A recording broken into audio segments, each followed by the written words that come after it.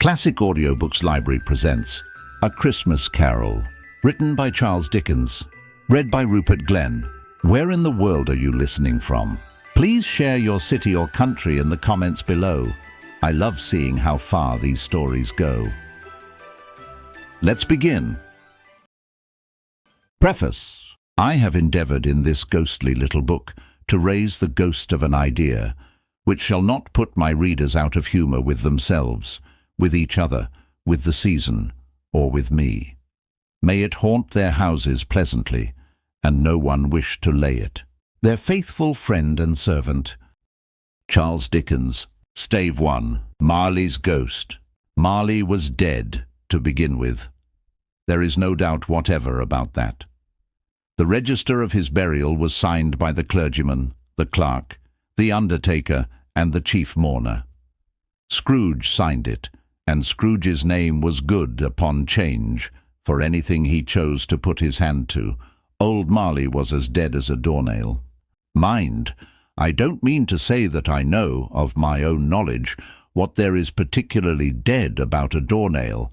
I might have been inclined myself to regard a coffin nail as the deadest piece of ironmongery in the trade. But the wisdom of our ancestors is in the simile, and my unhallowed hands shall not disturb it, or the country's done for.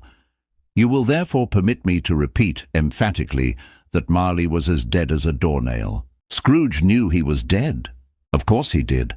How could it be otherwise? Scrooge and he were partners for I don't know how many years. Scrooge was his sole executor, his sole administrator, his sole assign, his sole residuary legatee, his sole friend and sole mourner. And even Scrooge was not so dreadfully cut up by the sad event, but that he was an excellent man of business on the very day of the funeral, and solemnized it with an undoubted bargain. The mention of Marley's funeral brings me back to the point I started from. There is no doubt that Marley was dead. This must be distinctly understood, or nothing wonderful can come of the story I am going to relate. If we were not perfectly convinced that Hamlet's father died before the play began, there would be nothing more remarkable in his taking a stroll at night, in an easterly wind, upon his own ramparts, than there would be in any other middle-aged gentleman rashly turning out after dark in a breezy spot, say St. Paul's churchyard, for instance, literally to astonish his son's weak mind. Scrooge never painted out old Marley's name.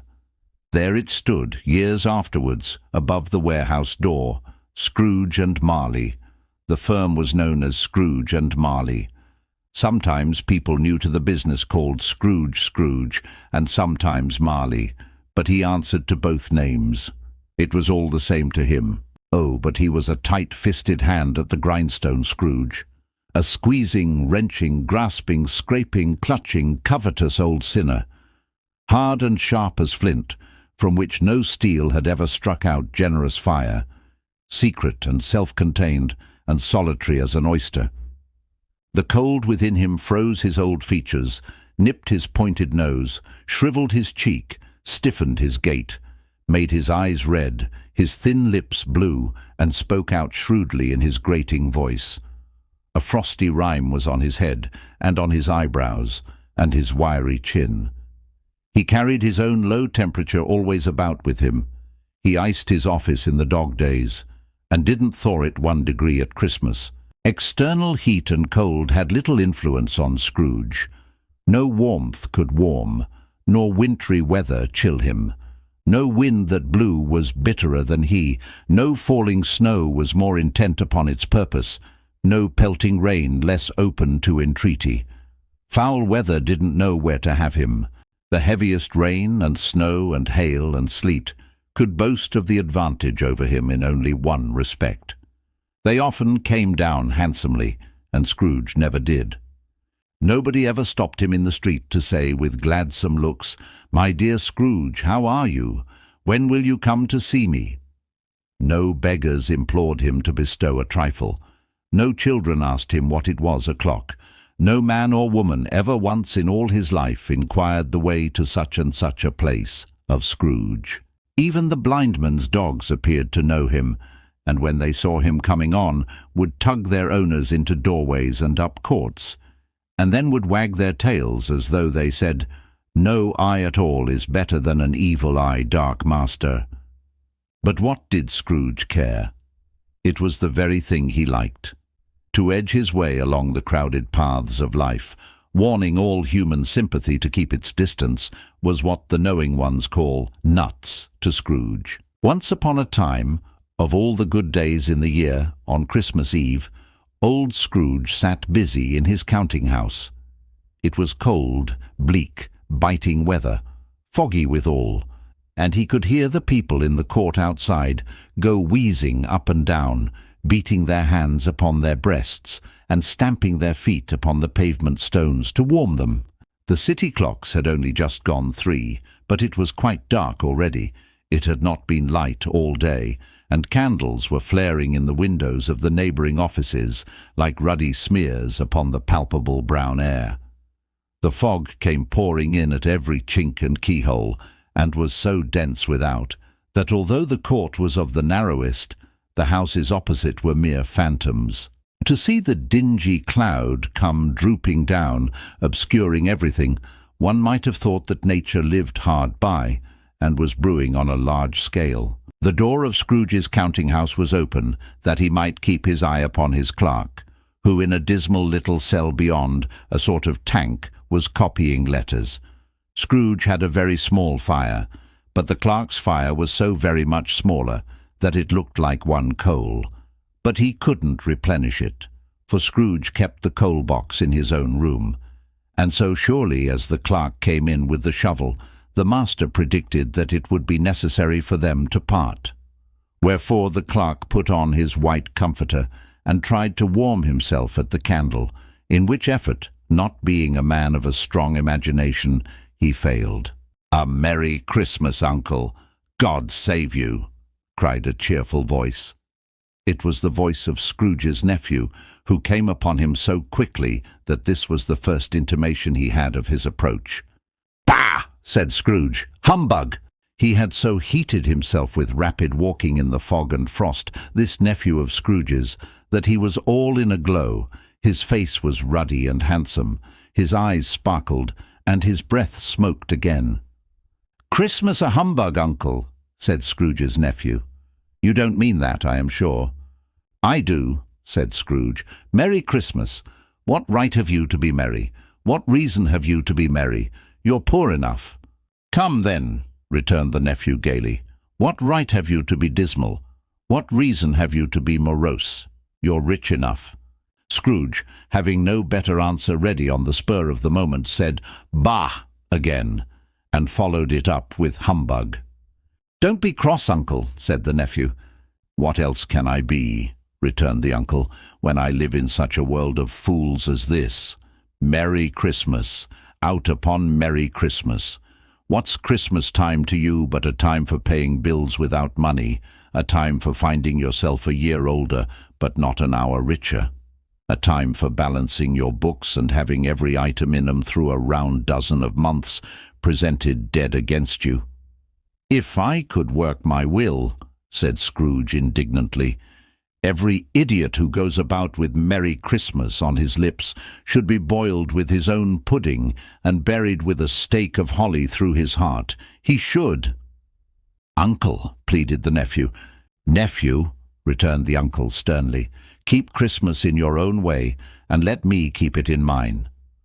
"Keep it," repeated Scrooge's nephew, "but you don't keep it." "Let me leave it alone, then," said Scrooge. "Much good may it do you, much good it has ever done you." "There are many things from which I might have derived good, by which I have not profited, I dare say," returned the nephew, "Christmas among the rest. But I am sure I have always thought of Christmas time, when it has come round, apart from the veneration due to its sacred name and origin, if anything belonging to it can be apart from that, as a good time, a kind, forgiving, charitable, pleasant time, the only time I know of, in the long calendar of the year, when men and women seem by one consent to open their shut-up hearts freely, and to think of people below them as if they really were fellow passengers to the grave, and not another race of creatures bound on other journeys. And therefore, uncle, though it has never put a scrap of gold or silver in my pocket, I believe that it has done me good, and will do me good, and I say, God bless it." The clerk in the tank involuntarily applauded. Becoming immediately sensible of the impropriety, he poked the fire and extinguished the last frail spark forever. "Let me hear another sound from you," said Scrooge, "and you'll keep your Christmas by losing your situation. You're quite a powerful speaker, sir," he added, turning to his nephew. "I wonder you don't go into Parliament." "Don't be angry, uncle. Come, dine with us tomorrow." Scrooge said that he would see him. Yes, indeed he did. He went the whole length of the expression, and said that he would see him in that extremity first. "But why?" cried Scrooge's nephew. "Why?" "Why did you get married?" said Scrooge. "Because I fell in love." "Because you fell in love?" growled Scrooge, as if that were the only one thing in the world more ridiculous than a Merry Christmas. "Good afternoon." "Nay, uncle, but you never came to see me before that happened. Why give it as a reason for not coming now?" "Good afternoon," said Scrooge. "I want nothing from you. I ask nothing of you. Why cannot we be friends?" "Good afternoon," said Scrooge. "I am sorry with all my heart to find you so resolute. We have never had any quarrel to which I have been a party, but I have made the trial in homage to Christmas, and I'll keep my Christmas humour to the last. So a Merry Christmas, uncle." "Good afternoon," said Scrooge. "And a Happy New Year." "Good afternoon," said Scrooge. His nephew left the room without an angry word, notwithstanding. He stopped at the outer door to bestow the greetings of the season on the clerk, who, cold as he was warmer than Scrooge, for he returned them cordially. "There's another fellow," muttered Scrooge, who overheard him. "My clerk with 15 shillings a week, and a wife and family, talking about a Merry Christmas. I'll retire to Bedlam." This lunatic, in letting Scrooge's nephew out, had let 2 other people in. They were portly gentlemen, pleasant to behold, and now stood with their hats off in Scrooge's office. They had books and papers in their hands, and bowed to him. "Scrooge and Marley's, I believe," said one of the gentlemen, referring to his list. "Have I the pleasure of addressing Mr. Scrooge or Mr. Marley?" "Mr. Marley has been dead these 7 years," Scrooge replied. "He died 7 years ago, this very night. We have no doubt his liberality is well represented by his surviving partner," said the gentleman, presenting his credentials.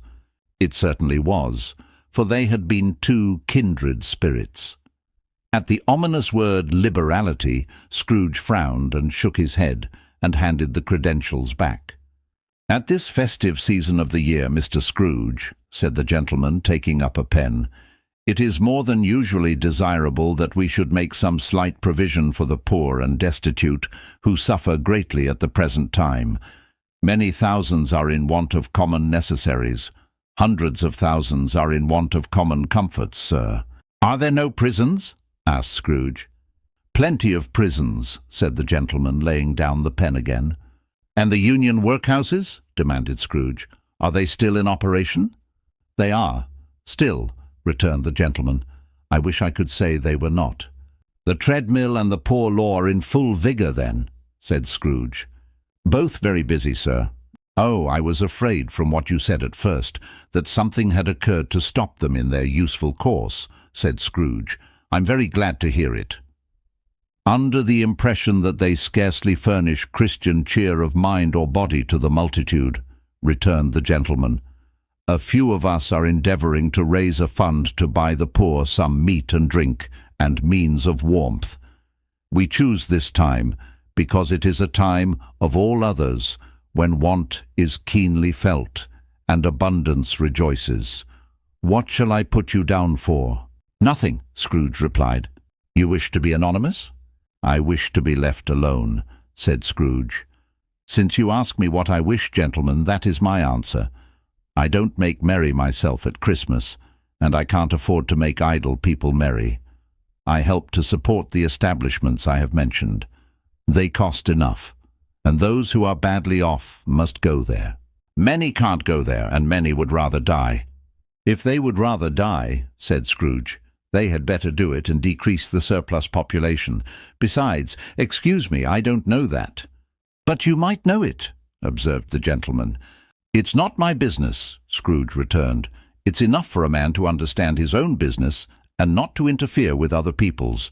Mine occupies me constantly. Good afternoon, gentlemen." Seeing clearly that it would be useless to pursue their point, the gentleman withdrew. Scrooge resumed his labours with an improved opinion of himself, and in a more facetious temper than was usual with him. Meanwhile the fog and darkness thickened so that people ran about with flaring links, proffering their services to go before horses in carriages and conduct them on their way. The ancient tower of a church, whose gruff old bell was always peeping slyly down at Scrooge out of a Gothic window in the wall, became invisible and struck the hours and quarters in the clouds with tremulous vibrations afterwards, as if its teeth were chattering in its frozen head up there. The cold became intense. In the main street, at the corner of the court, some labourers were repairing the gas pipes, and had lighted a great fire in a brazier, round which a party of ragged men and boys were gathered, warming their hands and winking their eyes before the blaze in rapture. The water plug being left in solitude, its overflowings sullenly congealed and turned to misanthropic ice. The brightness of the shops where holly sprigs and berries crackled in the lamp heat of the windows made pale faces ruddy as they passed. Poulterers' and grocers' trades became a splendid joke, a glorious pageant, with which it was next to impossible to believe that such dull principles as bargain and sale had anything to do. The Lord Mayor, in the stronghold of the mighty mansion house, gave orders to his 50 cooks and butlers to keep Christmas as a Lord Mayor's household should, and even the little tailor, whom he had fined 5 shillings on the previous Monday for being drunk and bloodthirsty in the streets, stirred up tomorrow's pudding in his garret, while his lean wife and the baby sallied out to buy the beef. Foggier yet and colder, piercing, searching, biting cold. If the good St. Dunstan had but nipped the evil spirit's nose with a touch of such weather as that, instead of using his familiar weapons, then indeed he would have roared to lusty purpose. The owner of one scant young nose, gnawed and mumbled by the hungry cold as bones are gnawed by dogs, stooped down at Scrooge's keyhole to regale him with a Christmas carol. But at the first sound of "God bless you, merry gentlemen, may nothing you dismay," Scrooge seized the ruler with such energy of action that the singer fled in terror, leaving the keyhole to the fog and even more congenial frost. At length the hour of shutting up the counting-house arrived. With an ill will, Scrooge dismounted from his stool and tacitly admitted the fact to the expectant clerk in the tank, who instantly snuffed his candle out and put on his hat. "You'll want all day tomorrow, I suppose?" said Scrooge. "If quite convenient, sir." "It's not convenient," said Scrooge, "and it's not fair. If I was to stop half a crown for it, you'd think yourself ill-used, I'll be bound." The clerk smiled faintly. "And yet," said Scrooge, "you don't think me ill-used when I pay a day's wages for no work." The clerk observed that it was only once a year. "A poor excuse for picking a man's pocket every 25th of December," said Scrooge, buttoning his greatcoat to the chin. "But I suppose you must have the whole day. Be here all the earlier next morning." The clerk promised that he would, and Scrooge walked out with a growl. The office was closed in a twinkling, and the clerk, with the long ends of his white comforter dangling below his waist, for he boasted no great coat, went down a slide on Cornhill at the end of a lane of boys, 20 times, in honour of its being Christmas Eve, and then ran home to Camden Town, as hard as he could pelt, to play at blind man's buff. Scrooge took his melancholy dinner in his usual melancholy tavern, and having read all the newspapers and beguiled the rest of the evening with his banker's book, went home to bed. He lived in chambers which had once belonged to his deceased partner. They were a gloomy suite of rooms in a lowering pile of building up a yard where it had so little business to be. that one could scarcely help fancying it must have run there when it was a young house, playing at hide-and-seek with other houses, and have forgotten the way out again. It was old enough now, and dreary enough, for nobody lived in it but Scrooge, the other rooms being all let out as offices.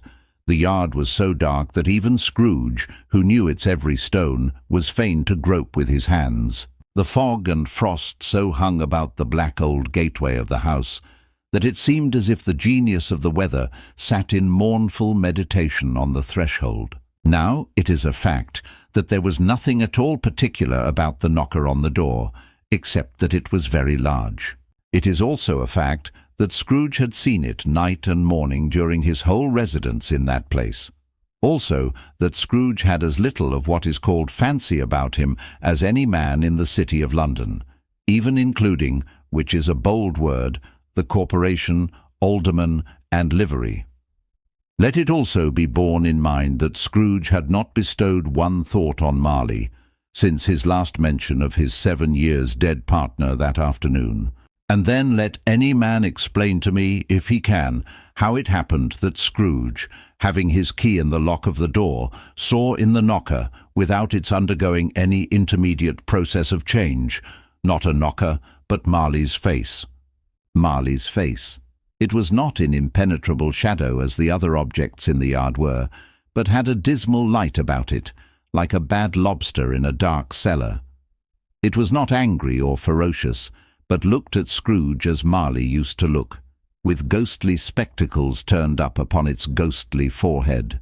The hair was curiously stirred, as if by breath or hot air, and though the eyes were wide open, they were perfectly motionless. That, and its livid colour, made it horrible, but its horror seemed to be in spite of the face and beyond its control, rather than a part of its own expression. As Scrooge looked fixedly at this phenomenon, it was a knocker again. To say that he was not startled, or that his blood was not conscious of a terrible sensation to which it had been a stranger from infancy, would be untrue. But he put his hand upon the key he had relinquished, turned it sturdily, walked in, and lighted his candle. He did pause, with a moment's irresolution, before he shut the door, and he did look cautiously behind it first, as if he half expected to be terrified with the sight of Marley's pigtails sticking out into the hall. But there was nothing on the back of the door, except the screws and nuts that held the knocker on, so he said, "Pooh, pooh," and closed it with a bang. The sound resounded through the house like thunder. Every room above and every cask in the wine merchant's cellars below appeared to have a separate peal of echoes of its own. Scrooge was not a man to be frightened by echoes. He fastened the door and walked across the hall and up the stairs, slowly too, trimming his candle as he went. You may talk vaguely about driving a coach and six up a good old flight of stairs, or through a bad young Act of Parliament, but I mean to say you might have got a hearse up that staircase and taken it broadwise, with the splinter bar towards the wall and the door towards the balustrades, and done it easy. There was plenty of width for that and room to spare, which is perhaps the reason why Scrooge thought he saw a locomotive hearse going on before him in the gloom. Half a dozen gas lamps out of the street wouldn't have lighted the entry too well, so you may suppose that it was pretty dark with Scrooge's dip. Up Scrooge went, not caring a button for that. Darkness is cheap, and Scrooge liked it. But before he shut his heavy door, he walked through his rooms to see that all was right. He had just enough recollection of the face to desire to do that. Sitting room, bedroom, lumber room, all as they should be. Nobody under the table, nobody under the sofa, a small fire in the grate, spoon and basin ready, and the little saucepan of gruel, Scrooge had a cold in his head, upon the hob. Nobody under the bed, nobody in the closet, nobody in his dressing-gown, which was hanging up in a suspicious attitude against the wall. Lumber room as usual, old fireguard, old shoes, 2 fish baskets, washing stand on 3 legs, and a poker. Quite satisfied, he closed his door and locked himself in, double-locked himself in, which was not his custom. Thus secured against surprise, he took off his cravat, put on his dressing-gown and slippers, and his nightcap, and sat down before the fire to take his gruel. It was a very low fire indeed, nothing on such a bitter night. He was obliged to sit close to it and brood over it before he could extract the least sensation of warmth from such a handful of fuel. The fireplace was an old one, built by some Dutch merchant long ago, and paved all round with quaint Dutch tiles, designed to illustrate the scriptures. There were Cains and Abels, Pharaoh's daughters, queens of Sheba, angelic messengers descending through the air on clouds like featherbeds, Abrahams, Belshazzars, apostles putting off to sea in butterboats, hundreds of figures to attract his thoughts, and yet that face of Marley, 7 years dead, came like the ancient prophet's rod and swallowed up the whole. If each smooth tile had been a blank at first, with power to shape some picture on its surface from the disjointed fragments of his thoughts, there would have been a copy of old Marley's head on every one. "Humbug," said Scrooge, and walked across the room. After several turns, he sat down again. As he threw his head back in the chair, his glance happened to rest upon a bell, a disused bell, that hung in the room, and communicated for some purpose now forgotten with a chamber in the highest story of the building. It was with great astonishment, and with a strange, inexplicable dread, that as he looked, he saw this bell begin to swing. It swung so softly in the outset that it scarcely made a sound, but soon it rang out loudly, and so did every bell in the house. This might have lasted half a minute, or a minute, but it seemed an hour. The bells ceased as they had begun, together. They were succeeded by a clanking noise deep down below, as if some person were dragging a heavy chain over the casks in the wine merchant's cellar. Scrooge then remembered to have heard that ghosts in haunted houses were described as dragging chains. The cellar door flew open with a booming sound, and then he heard the noise much louder on the floors below, then coming up the stairs, then coming straight towards his door. "It's humbug still," said Scrooge. "I won't believe it." His colour changed, though, when, without a pause, it came on through the heavy door and passed into the room before his eyes. Upon its coming in, the dying flame leapt up, as though it cried, "I know him, Marley's ghost," and fell again. The same face, the very same. Marley in his pigtail, usual waistcoat, tights and boots, the tassels on the latter bristling, like his pigtail, and his coat skirts, and the hair upon his head. The chain he drew was clasped about his middle. It was long, and wound about him like a tail, and it was made, for Scrooge observed it closely, of cash-boxes, keys, padlocks, ledgers, deeds, and heavy purses wrought in steel. His body was transparent, so that Scrooge, observing him and looking through his waistcoat, could see the 2 buttons on his coat behind. Scrooge had often heard it said that Marley had no bowels, but he had never believed it until now. No, nor did he believe it even now, though he looked the phantom through and through, and saw it standing before him, though he felt the chilling influence of its death-cold eyes, and marked the very texture of the folded kerchief bound about its head and chin, which wrapper he had not observed before. He was still incredulous, and fought against his senses. "How now?" said Scrooge, caustic and cold as ever. "What do you want with me?" "Much." Marley's voice, no doubt about it. "Who are you?" "Ask me who I was." "Who were you then?" said Scrooge, raising his voice. "You're particular for a shade." He was going to say "to a shade," but substituted this as more appropriate. "In life I was your partner, Jacob Marley." Can you sit down?" asked Scrooge, looking doubtfully at him. "I can." "Do it, then." Scrooge asked the question because he didn't know whether a ghost so transparent might find himself in a condition to take a chair, and felt that in the event of its being impossible, it might involve the necessity of an embarrassing explanation. But the ghost sat down on the opposite side of the fireplace, as if he were quite used to it. "You don't believe in me," observed the ghost. "I don't," said Scrooge. "What evidence would you have of my reality beyond that of your senses?" "I don't know," said Scrooge. Why do you doubt your senses?"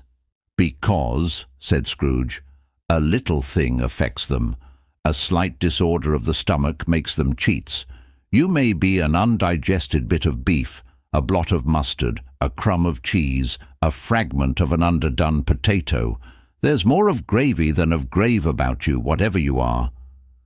Scrooge was not much in the habit of cracking jokes, nor did he feel, in his heart, by any means waggish then.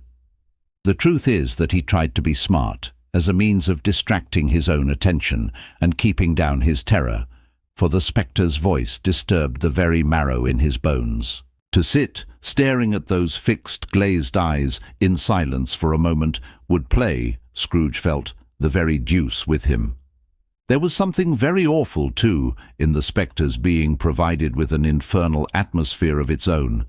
Scrooge could not feel it himself, but this was clearly the case, for though the ghost sat perfectly motionless, its hair and skirts and tassels were still agitated as by the hot vapour from an oven. "You see this toothpick?" said Scrooge, returning quickly to the charge for the reason just assigned, and wishing, though it were only for a second, to divert the vision's stony gaze from himself. "I do," replied the ghost.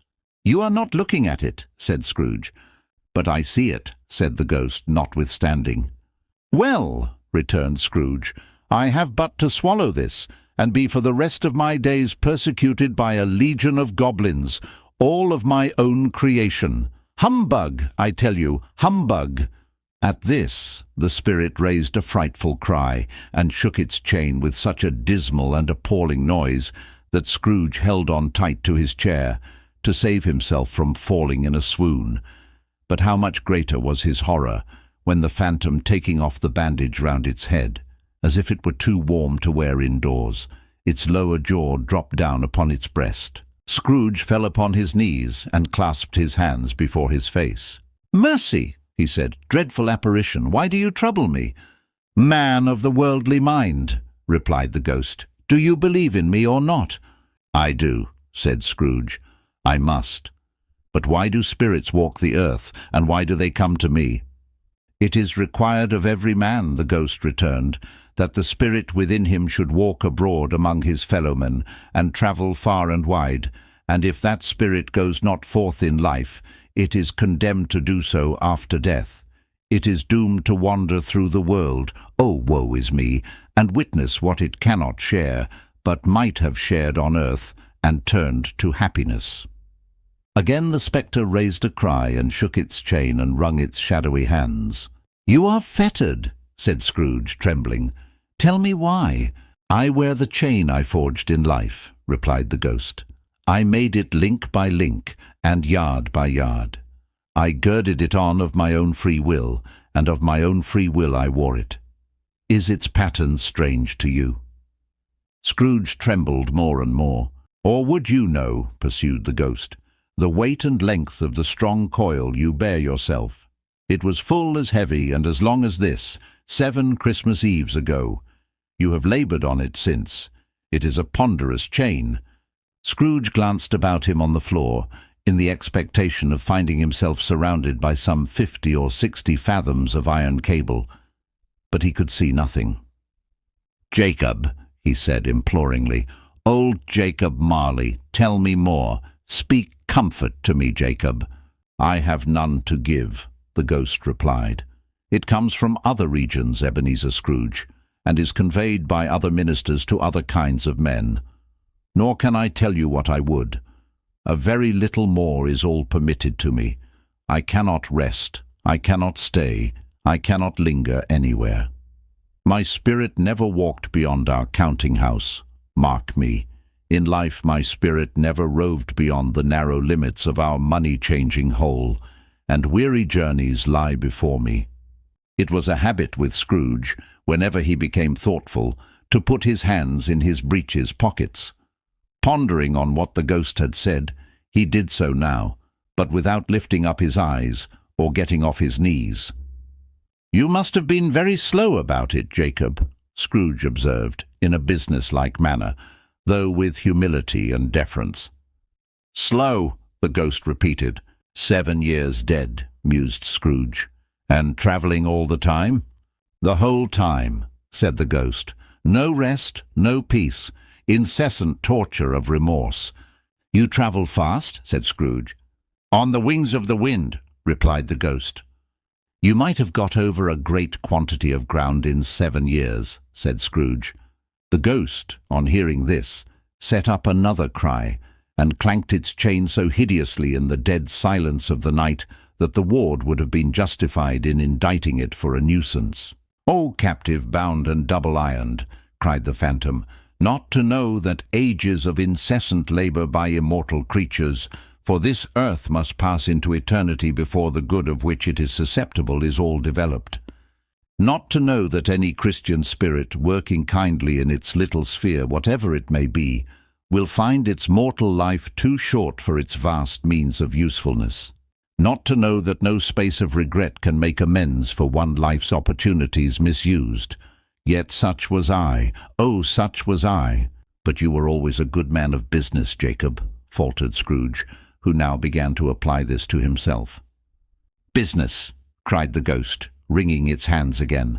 "Mankind was my business. The common welfare was my business. Charity, mercy, forbearance, and benevolence were all my business. The dealings of my trade were but a drop of water in the comprehensive ocean of my business." It held up its chain at arm's length, as if that were the cause of all its unavailing grief, and flung it heavily upon the ground again. "At this time of the rolling year," the spectre said, "I suffer most. Why did I walk through crowds of fellow beings with my eyes turned down, and never raise them to that blessed star which led the wise men to a poor abode? Were there no poor homes to which its light would have conducted me?" Scrooge was very much dismayed to hear the spectre going on at this rate, and began to quake exceedingly. "Hear me," cried the ghost. "My time is nearly gone." "I will," said Scrooge, "but don't be hard upon me. Don't be flowery, Jacob. Pray. How it is that I appear before you in a shape that you can see, I may not tell. I have sat invisible beside you many and many a day. It was not an agreeable idea." Scrooge shivered, and wiped the perspiration from his brow. "That is no light part of my penance," pursued the ghost. "I am here tonight to warn you that you have yet a chance and hope of escaping my fate. A chance and hope of my procuring Ebenezer." "You were always a good friend to me," said Scrooge. "Thank ye." "You will be haunted," resumed the ghost, "by 3 spirits." Scrooge's countenance fell almost as low as the ghost's had done. "Is that the chance and hope you mentioned, Jacob?" he demanded in a faltering voice. "It is." I think I'd rather not," said Scrooge. "Without their visits," said the ghost, "you cannot hope to shun the path I tread. Expect the first tomorrow, when the bell tolls one."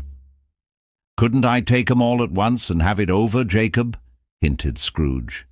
"Expect the second on the next night at the same hour, the third upon the next night when the last stroke of 12 has ceased to vibrate. Look to see me no more, and look that, for your own sake, you remember what has passed between us." When it had said these words, the spectre took its wrapper from the table and bound it round its head as before. Scrooge knew this by the smart sound its teeth made when the jaws were brought together by the bandage. He ventured to raise his eyes again, and found his supernatural visitor confronting him in an erect attitude, with its chain wound over and about its arm. The apparition walked backward from him, and at every step it took, the window raised itself a little, so that when the spectre reached it, it was wide open. It beckoned Scrooge to approach, which he did. When they were within 2 paces of each other, Marley's ghost held up its hand, warning him to come no nearer. Scrooge stopped, not so much in obedience as in surprise and fear, for on the raising of the hand he became sensible of confused noises in the air, incoherent sounds of lamentation and regret, wailings inexpressibly sorrowful and self-accusatory. The spectre, after listening for a moment, joined in the mournful dirge, and floated out upon the bleak, dark night. Scrooge followed to the window, desperate in his curiosity. He looked out. The air was filled with phantoms, wandering hither and thither in restless haste, and moaning as they went. Every one of them wore chains like Marley's ghost.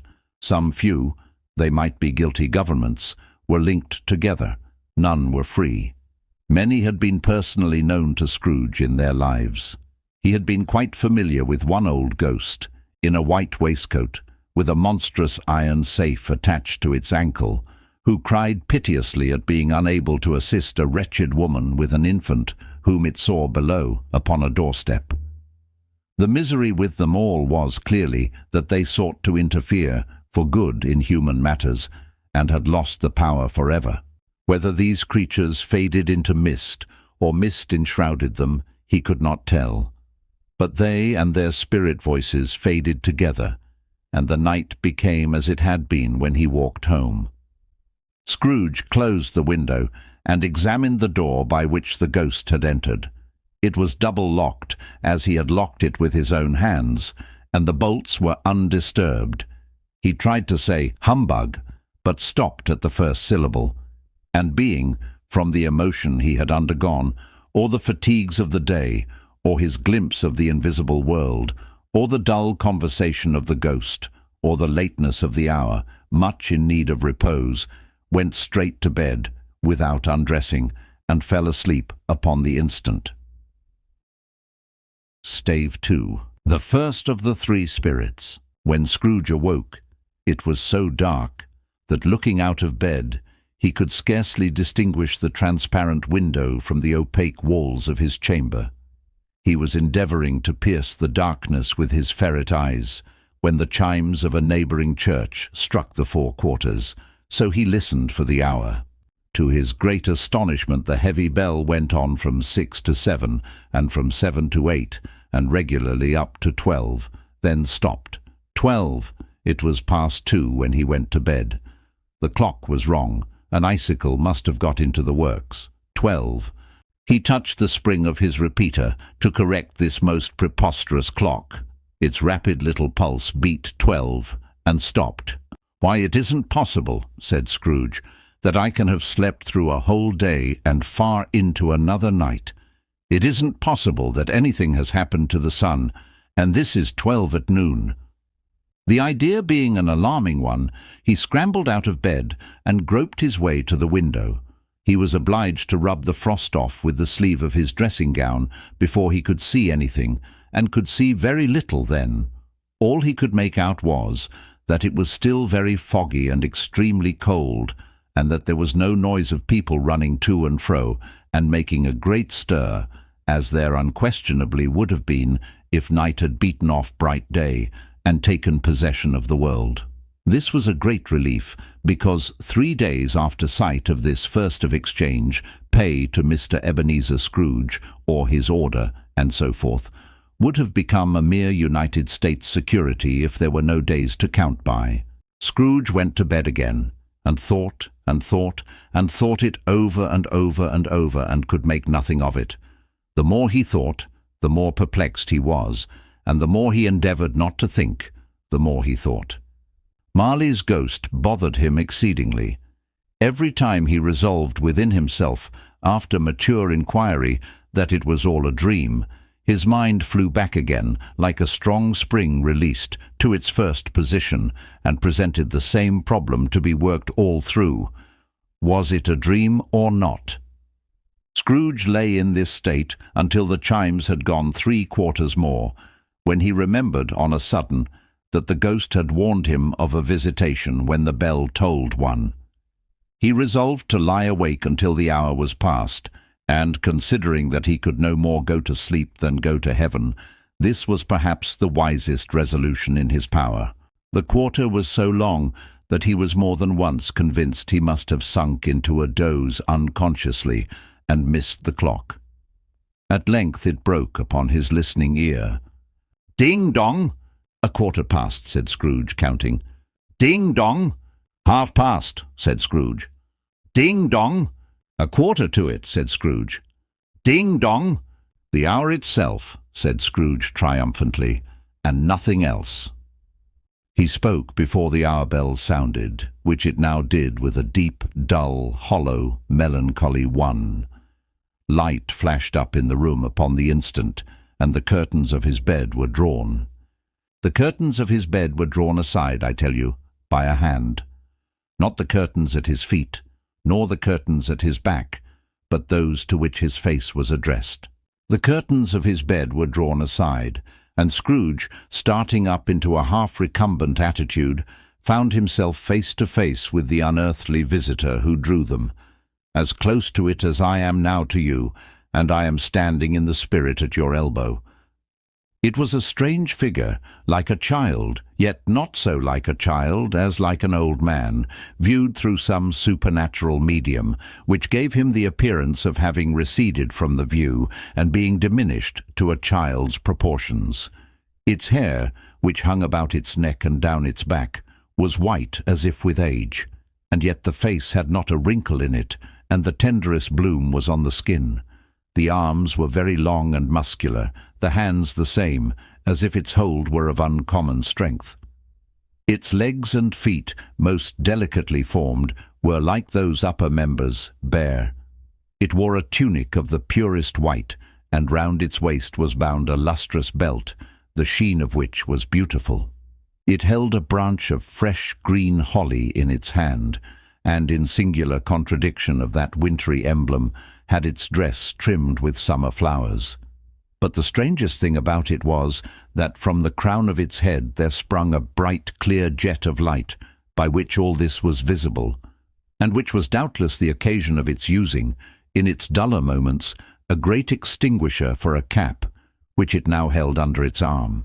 Even this, though, when Scrooge looked at it with increasing steadiness, was not its strangest quality, for as its belt sparkled and glittered now in one part and now in another, and what was light one instant at another time was dark, so the figure itself fluctuated in its distinctness, being now a thing with one arm, now with one leg, now with 20 legs, now a pair of legs without a head, now a head without a body, of which dissolving parts no outline would be visible in the dense gloom wherein they melted away, and in the very wonder of this it would be itself again, distinct and clear as ever. "Are you the spirit, sir, whose coming was foretold to me?" asked Scrooge. "I am." The voice was soft and gentle, singularly low, as if instead of being so close beside him, it were at a distance. "Who and what are you?" Scrooge demanded. "I am the ghost of Christmas past." "Long past?" inquired Scrooge, observant of its dwarfish stature. "No, your past." Perhaps Scrooge could not have told anybody why, if anybody could have asked him, but he had a special desire to see the spirit in his cap, and begged him to be covered. "What?" exclaimed the ghost. "Would you so soon put out with worldly hands the light I give? Is it not enough that you are one of those whose passions made this cap, and force me through whole trains of years to wear it low upon my brow?" Scrooge reverently disclaimed all intention to offend, or any knowledge of having wilfully bonneted the spirit at any period of his life. He then made bold to inquire what business brought him there. "Your welfare," said the ghost. Scrooge expressed himself much obliged, but could not help thinking that a night of unbroken rest would have been more conducive to that end. The spirit must have heard him thinking, for it said immediately, "Your reclamation, then, take heed." It put out its strong hand as it spoke, and clasped him gently by the arm. "Rise and walk with me." It would have been in vain for Scrooge to plead that the weather and the hour were not adapted to pedestrian purposes. That bed was warm, and the thermometer a long way below freezing, that he was clad but lightly in his slippers, dressing-gown and nightcap, and that he had a cold upon him at that time. The grasp, though gentle as a woman's hand, was not to be resisted. He rose, but finding that the spirit made towards the window, clasped its robe in supplication. "I am a mortal," Scrooge remonstrated, "and liable to fall." "Bear but a touch of my hand there," said the spirit, laying it upon his heart, "and you shall be upheld in more than this." As the words were spoken, they passed through the wall and stood upon an open country road, with fields on either hand. The city had entirely vanished. Not a vestige of it was to be seen. The darkness and the mist had vanished with it, for it was a clear, cold winter day, with snow upon the ground. "Good heaven!" said Scrooge, clasping his hands together as he looked about him. "I was bred in this place. I was a boy here." The spirit gazed upon him mildly. Its gentle touch, though it had been light and instantaneous, appeared still present to the old man's sense of feeling. He was conscious of 1,000 odours floating in the air, each one connected with 1,000 thoughts and hopes and joys and cares, long, long forgotten. "Your lip is trembling," said the ghost. "And what is that upon your cheek?" Scrooge muttered with an unusual catching in his voice that it was a pimple, and begged the ghost to lead him where he would. "You recollect the way?" inquired the spirit. "Remember it," cried Scrooge with fervour. "I could walk it blindfold." "Strange to have forgotten it for so many years," observed the ghost. "Let us go on." They walked along the road, Scrooge recognizing every gate and post and tree, until a little market town appeared in the distance, with its bridge, its church, and winding river. Some shaggy ponies now were seen trotting towards them with boys upon their backs, who called to other boys in country gigs and carts, driven by farmers. All these boys were in great spirits, and shouted to each other until the broad fields were so full of merry music that the crisp air laughed to hear it. "These are but shadows of the things that have been," said the ghost. "They have no consciousness of us." The jocund travellers came on, and as they came, Scrooge knew and named them everyone. Why was he rejoiced beyond all bounds to see them? Why did his cold eye glisten, and his heart leap up as they went past? Why was he filled with gladness when he heard them give each other Merry Christmas, as they parted at crossroads and byways for their several homes? What was Merry Christmas to Scrooge? Out upon Merry Christmas! What good had it ever done to him? "The school is not quite deserted," said the ghost. "A solitary child neglected by his friends is left there still." Scrooge said he knew it, and he sobbed. They left the high road by a well-remembered lane, and soon approached a mansion of dull red brick, with a little weathercock-surmounted cupola on the roof, and a bell hanging in it. It was a large house, but one of broken fortunes, for the spacious offices were little used. Their walls were damp and mossy, their windows broken and their gates decayed. Fowls clucked and strutted in the stables, and the coach-houses and sheds were overrun with grass.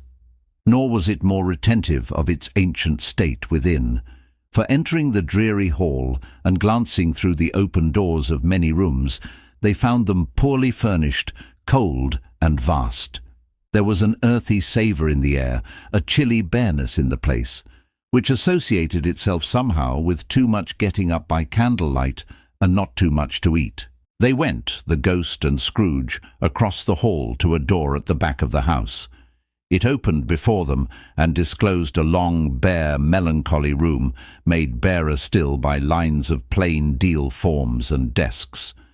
At one of these, a lonely boy was reading near a feeble fire, and Scrooge sat down upon a form and wept to see his poor forgotten self as he had used to be. Not a latent echo in the house, not a squeak and scuffle from the mice behind the panelling, not a drip from the half-thawed water-spout in the dull yard behind, not a sigh among the leafless boughs of one despondent poplar, not the idle swinging of an empty storehouse door, no, not a clicking in the fire, but fell upon the heart of Scrooge with softening influence and gave a freer passage to his tears. The spirit touched him on the arm and pointed to his younger self, intent upon his reading.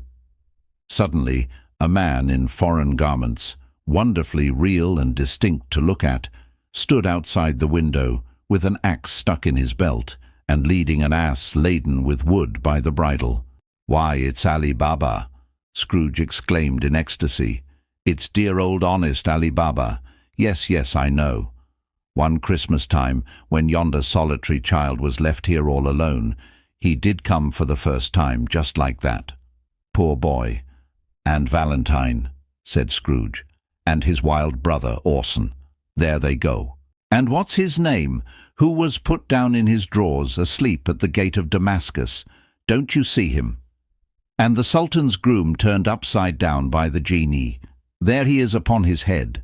Serve him right. I'm glad of it. What business had he to be married to the princess? To hear Scrooge expending all the earnestness of his nature on such subjects, in a most extraordinary voice between laughing and crying, and to see his heightened and excited face, would have been a surprise to his business friends in the city indeed. "There's the parrot," cried Scrooge. "Green body and yellow tail, with a thing like a lettuce growing out of the top of his head. There he is. Poor Robin Crusoe, he called him, when he came home again after sailing round the island. Poor Robin Crusoe! Where have you been, Robin Crusoe?" The man thought he was dreaming, but he wasn't. It was the parrot, you know. There goes Friday, running for his life to the little creek. "Hallo! Hoop! Hallo!" Then, with a rapidity of transition very foreign to his usual character, he said, in pity for his former self, "Poor boy," and cried again. "I wish," Scrooge muttered, putting his hand in his pocket and looking about him, after drying his eyes with his cuff. "But it's too late now." "What is the matter?" asked the spirit. "Nothing," said Scrooge. "Nothing. There was a boy singing a Christmas carol at my door last night. I should like to have given him something, that's all." The ghost smiled thoughtfully and waved its hand, saying as it did so, "Let us see another Christmas." Scrooge's former self grew larger at the words, and the room became a little darker and more dirty. The panels shrunk, the windows cracked, fragments of plaster fell out of the ceiling, and the naked laths were shown instead. But how all this was brought about, Scrooge knew no more than you do. He only knew that it was quite correct, that everything had happened so, that there he was, alone again, when all the other boys had gone home for the jolly holidays. He was not reading now, but walking up and down despairingly. Scrooge looked at the ghost, and with a mournful shaking of his head, glanced anxiously towards the door. It opened, and a little girl, much younger than the boy, came darting in, and putting her arms about his neck and often kissing him, addressed him as her "dear, dear brother." "I have come to bring you home, dear brother," said the child, clapping her tiny hands and bending down to laugh. "To bring you home, home, home." "Home, little Fan?" returned the boy. "Yes," said the child, brimful of glee. "Home, for good and all. Home, for ever and ever. Father is so much kinder than he used to be that home's like heaven. He spoke so gently to me one dear night when I was going to bed that I was not afraid to ask him once more if you might come home, and he said yes you should, and sent me in a coach to bring you. And you're to be a man," said the child, opening her eyes, "and are never to come back here, but first we're to be together all the Christmas long, and have the merriest time in all the world." "You are quite a woman, little Fan," exclaimed the boy. She clapped her hands and laughed and tried to touch his head, but being too little, laughed again and stood on tiptoe to embrace him. Then she began to drag him, in her childish eagerness, towards the door, and he, nothing loth to go, accompanied her. A terrible voice in the hall cried, "Bring down Master Scrooge's box there." And in the hall appeared the schoolmaster himself, who glared on Master Scrooge with a ferocious condescension, and threw him into a dreadful state of mind by shaking hands with him. He then conveyed him and his sister into the veriest old well of a shivering best parlour that ever was seen, where the maps upon the wall and the celestial and terrestrial globes in the windows were waxy with cold. Here he produced a decanter of curiously light wine and a block of curiously heavy cake, and administered instalments of those dainties to the young people, at the same time sending out a meagre servant to offer a glass of something to the postboy, who answered that he thanked the gentleman, but if it was the same tap as he had tasted before, he had rather not. Master Scrooge's trunk being by this time tied onto the top of the chaise, the children bade the schoolmaster good-bye right willingly, and getting into it drove gaily down the garden sweep, the quick wheels dashing the hoarfrost and snow from off the dark leaves of the evergreens like spray. "Always a delicate creature whom a breath might have withered," said the ghost, "but she had a large heart." "So she had," cried Scrooge. "You're right. I'll not gainsay it, spirit. God forbid." "She died a woman," said the ghost, "and had, as I think, children." "One child," Scrooge returned. "True," said the ghost. "Your nephew." Scrooge seemed uneasy in his mind, and answered briefly, "Yes." Although they had but that moment left the school behind them, they were now in the busy thoroughfares of a city, where shadowy passengers passed and repassed, where shadowy carts and coaches battled for the way, and all the strife and tumult of a real city were. It was made plain enough by the dressing of the shops that here, too, it was Christmas time again, but it was evening, and the streets were lighted up. The ghost stopped at a certain warehouse door, and asked Scrooge if he knew it. "Know it," said Scrooge. "Was I apprenticed here?" They went in. At sight of an old gentleman in a Welsh wig, sitting behind such a high desk, that if he had been 2 inches taller he must have knocked his head against the ceiling, Scrooge cried in great excitement, "Why, it's old Fezziwig, bless his heart! It's Fezziwig alive again!" Old Fezziwig laid down his pen and looked up at the clock, which pointed to the hour of 7. He rubbed his hands, adjusted his capacious waistcoat, laughed all over himself, from his shoes to his organ of benevolence, and called out in a comfortable, oily, rich, fat, jovial voice, "Yo-ho there, Ebenezer, Dick!" Scrooge's former self, now grown a young man, came briskly in, accompanied by his fellow prentice. "Dick Wilkins, to be sure," said Scrooge to the ghost. "Bless me, yes. There he is. He was very much attached to me, was Dick. Poor Dick. Dear, dear." "Yo-ho, my boys," said Fezziwig. "No more work tonight. Christmas Eve, Dick. Christmas, Ebenezer. Let's have the shutters up," cried old Fezziwig, with a sharp clap of his hands, "before a man can say, 'Jack Robinson.'" You wouldn't believe how those two fellows went at it. They charged into the street with the shutters, 1, 2, 3, had 'em up in their places, 4, 5, 6, barred 'em and pinned 'em, 7, 8, 9, and came back before you could have got to 12, panting like racehorses. "Hilly-ho!" cried old Fezziwig, skipping down from the high desk with wonderful agility. "Clear away, my lads, and let's have lots of room here. Hilly-ho, Dick, chirrup, Ebenezer." Clear away. There was nothing they wouldn't have cleared away, or couldn't have cleared away, with old Fezziwig looking on. It was done in a minute. Every movable was packed off, as if it were dismissed from public life for evermore.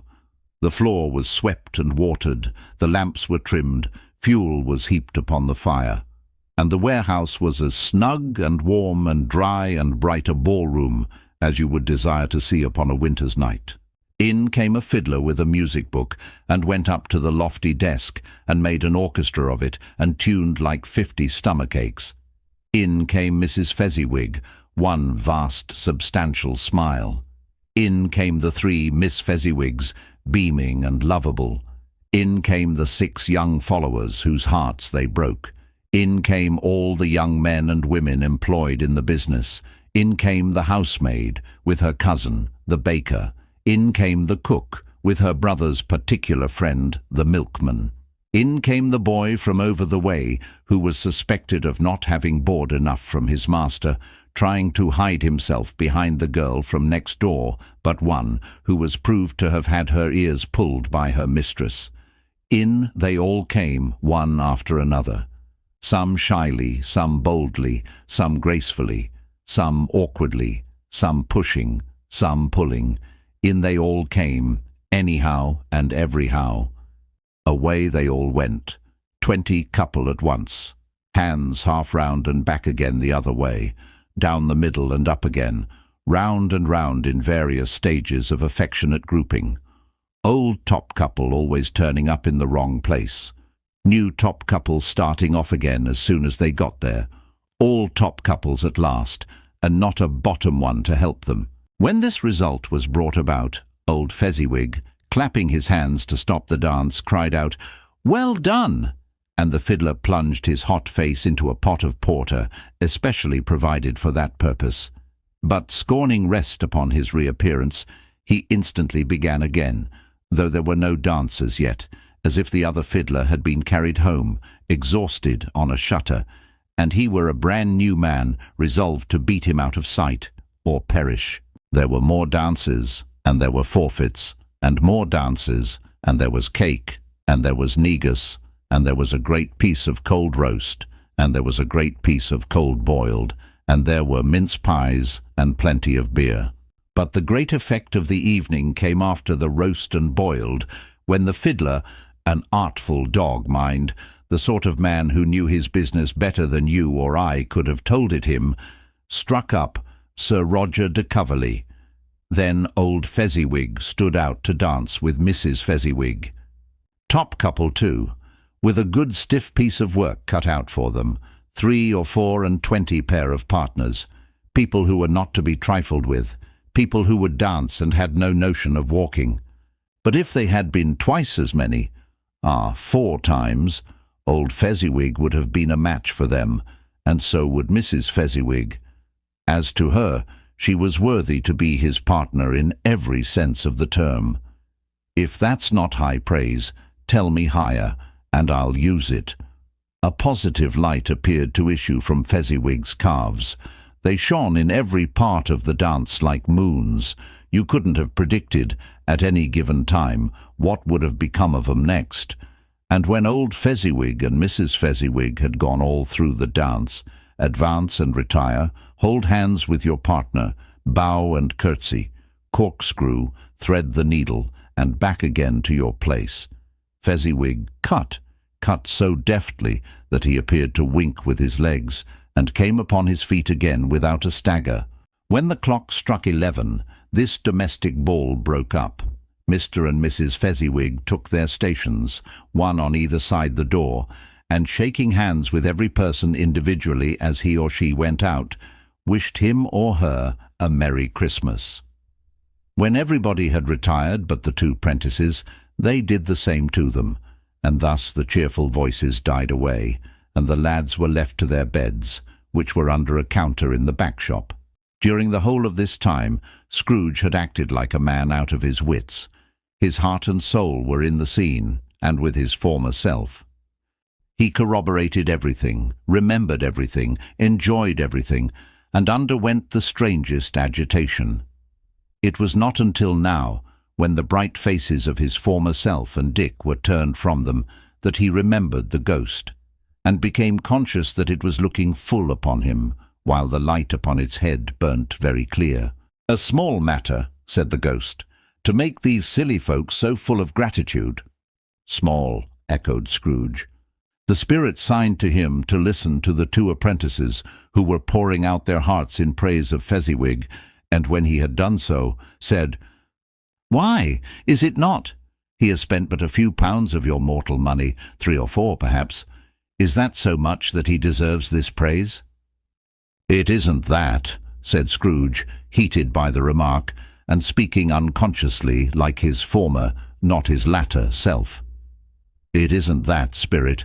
He has the power to render us happy or unhappy, to make our service light or burdensome, a pleasure or a toil. Say that his power lies in words and looks, in things so slight and insignificant that it is impossible to add and count 'em up. What then? The happiness he gives is quite as great as if it cost a fortune." He felt the spirit's glance and stopped. "What is the matter?" asked the ghost.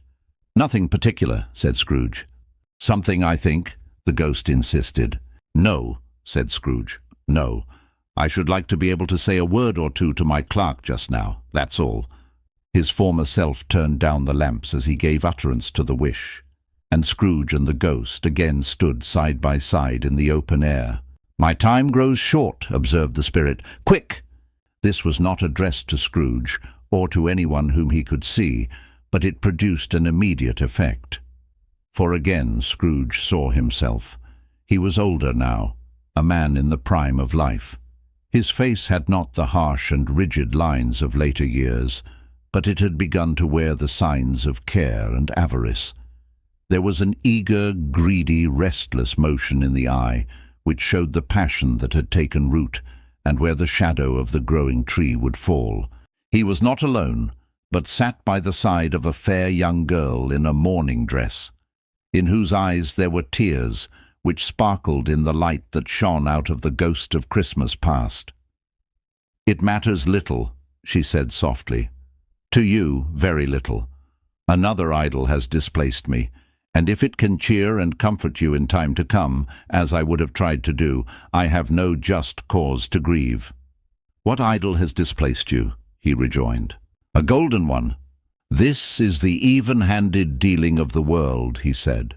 "There is nothing on which it is so hard as poverty, and there is nothing it professes to condemn with such severity as the pursuit of wealth." "You fear the world too much," she answered gently.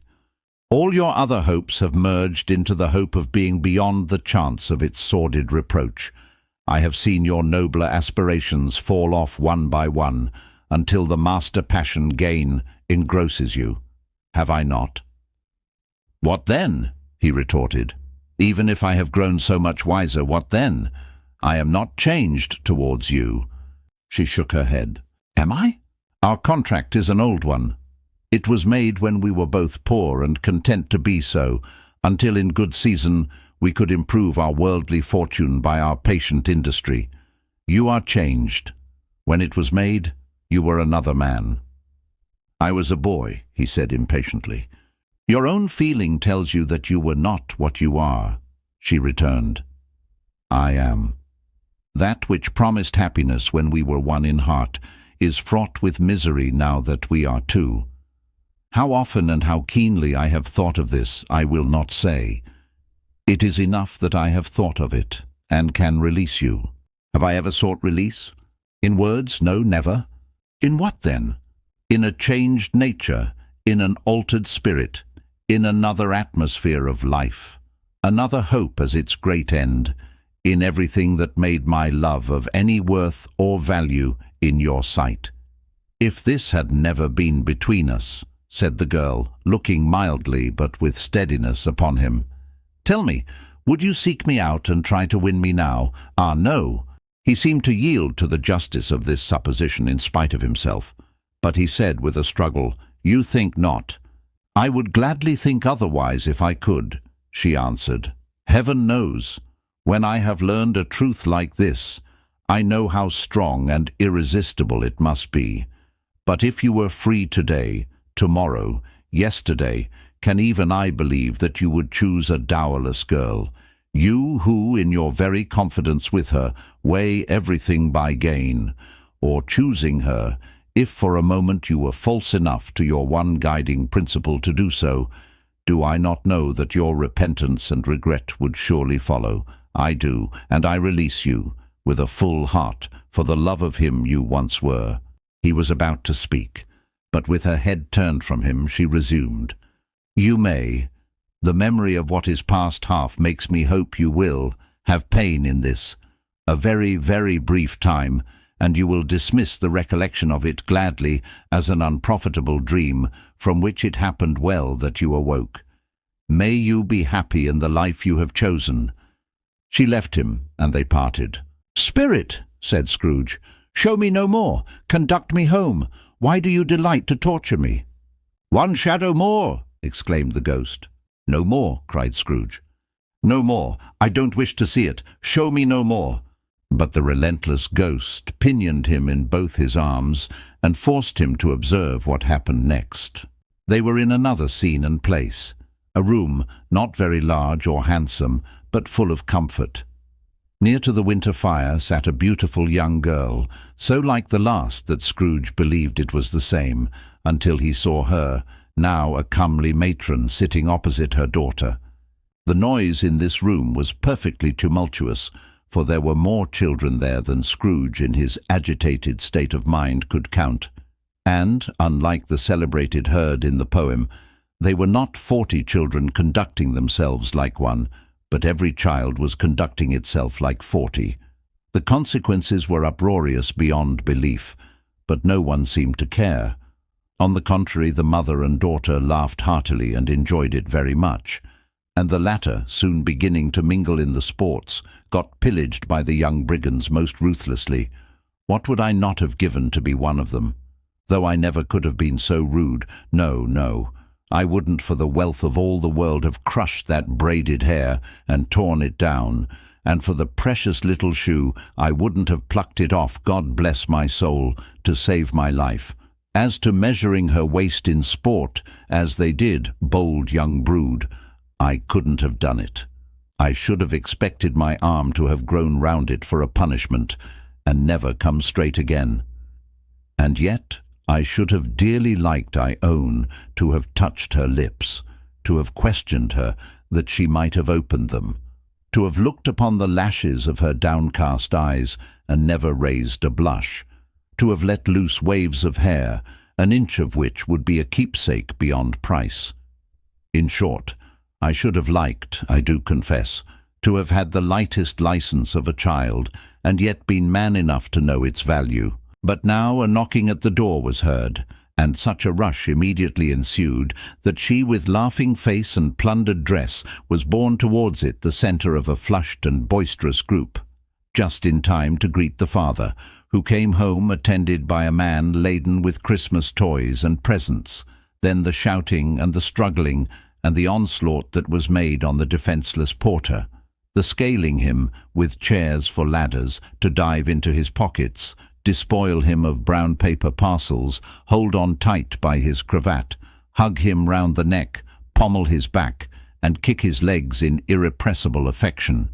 The shouts of wonder and delight with which the development of every package was received, the terrible announcement that the baby had been taken in the act of putting a doll's frying pan into his mouth, and was more than suspected of having swallowed a fictitious turkey glued on a wooden platter, the immense relief of finding this a false alarm, the joy and gratitude and ecstasy, they are all indescribable alike.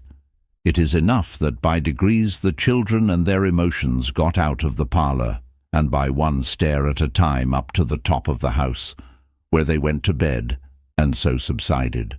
And now Scrooge looked on more attentively than ever, when the master of the house, having his daughter leaning fondly on him, sat down with her and her mother at his own fireside, and when he thought that such another creature, quite as graceful and as full of promise, might have called him father, and been a springtime in the haggard winter of his life, his sight grew very dim indeed. "Belle," said the husband, turning to his wife with a smile, "I saw an old friend of yours this afternoon." "Who was it?" "Guess." "How can I?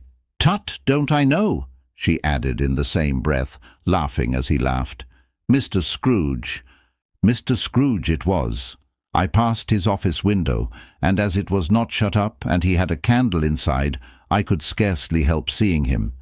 His partner lies upon the point of death, I hear, and there he sat alone. Quite alone in the world, I do believe." "Spirit," said Scrooge in a broken voice, "remove me from this place." "I told you these were shadows of the things that have been," said the ghost, "that they are what they are. Do not blame me." "Remove me," Scrooge exclaimed. "I cannot bear it."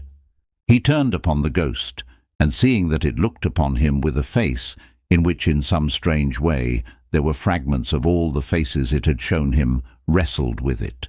"Leave me, take me back, haunt me no longer." In the struggle, if that can be called a struggle in which the ghost, with no visible resistance on its own part, was undisturbed by any effort of its adversary, Scrooge observed that its light was burning high and bright, and dimly connecting that with its influence over him, he seized the extinguisher cap, and by a sudden action pressed it down upon its head. The spirit dropped beneath it, so that the extinguisher covered its whole form, but though Scrooge pressed it down with all his force, he could not hide the light, which streamed from under it in an unbroken flood upon the ground. He was conscious of being exhausted, and overcome by an irresistible drowsiness, and further, of being in his own bedroom. He gave the cap a parting squeeze, in which his hand relaxed, and had barely time to reel to bed before he sank into a heavy sleep. Stave 3. The second of the three spirits.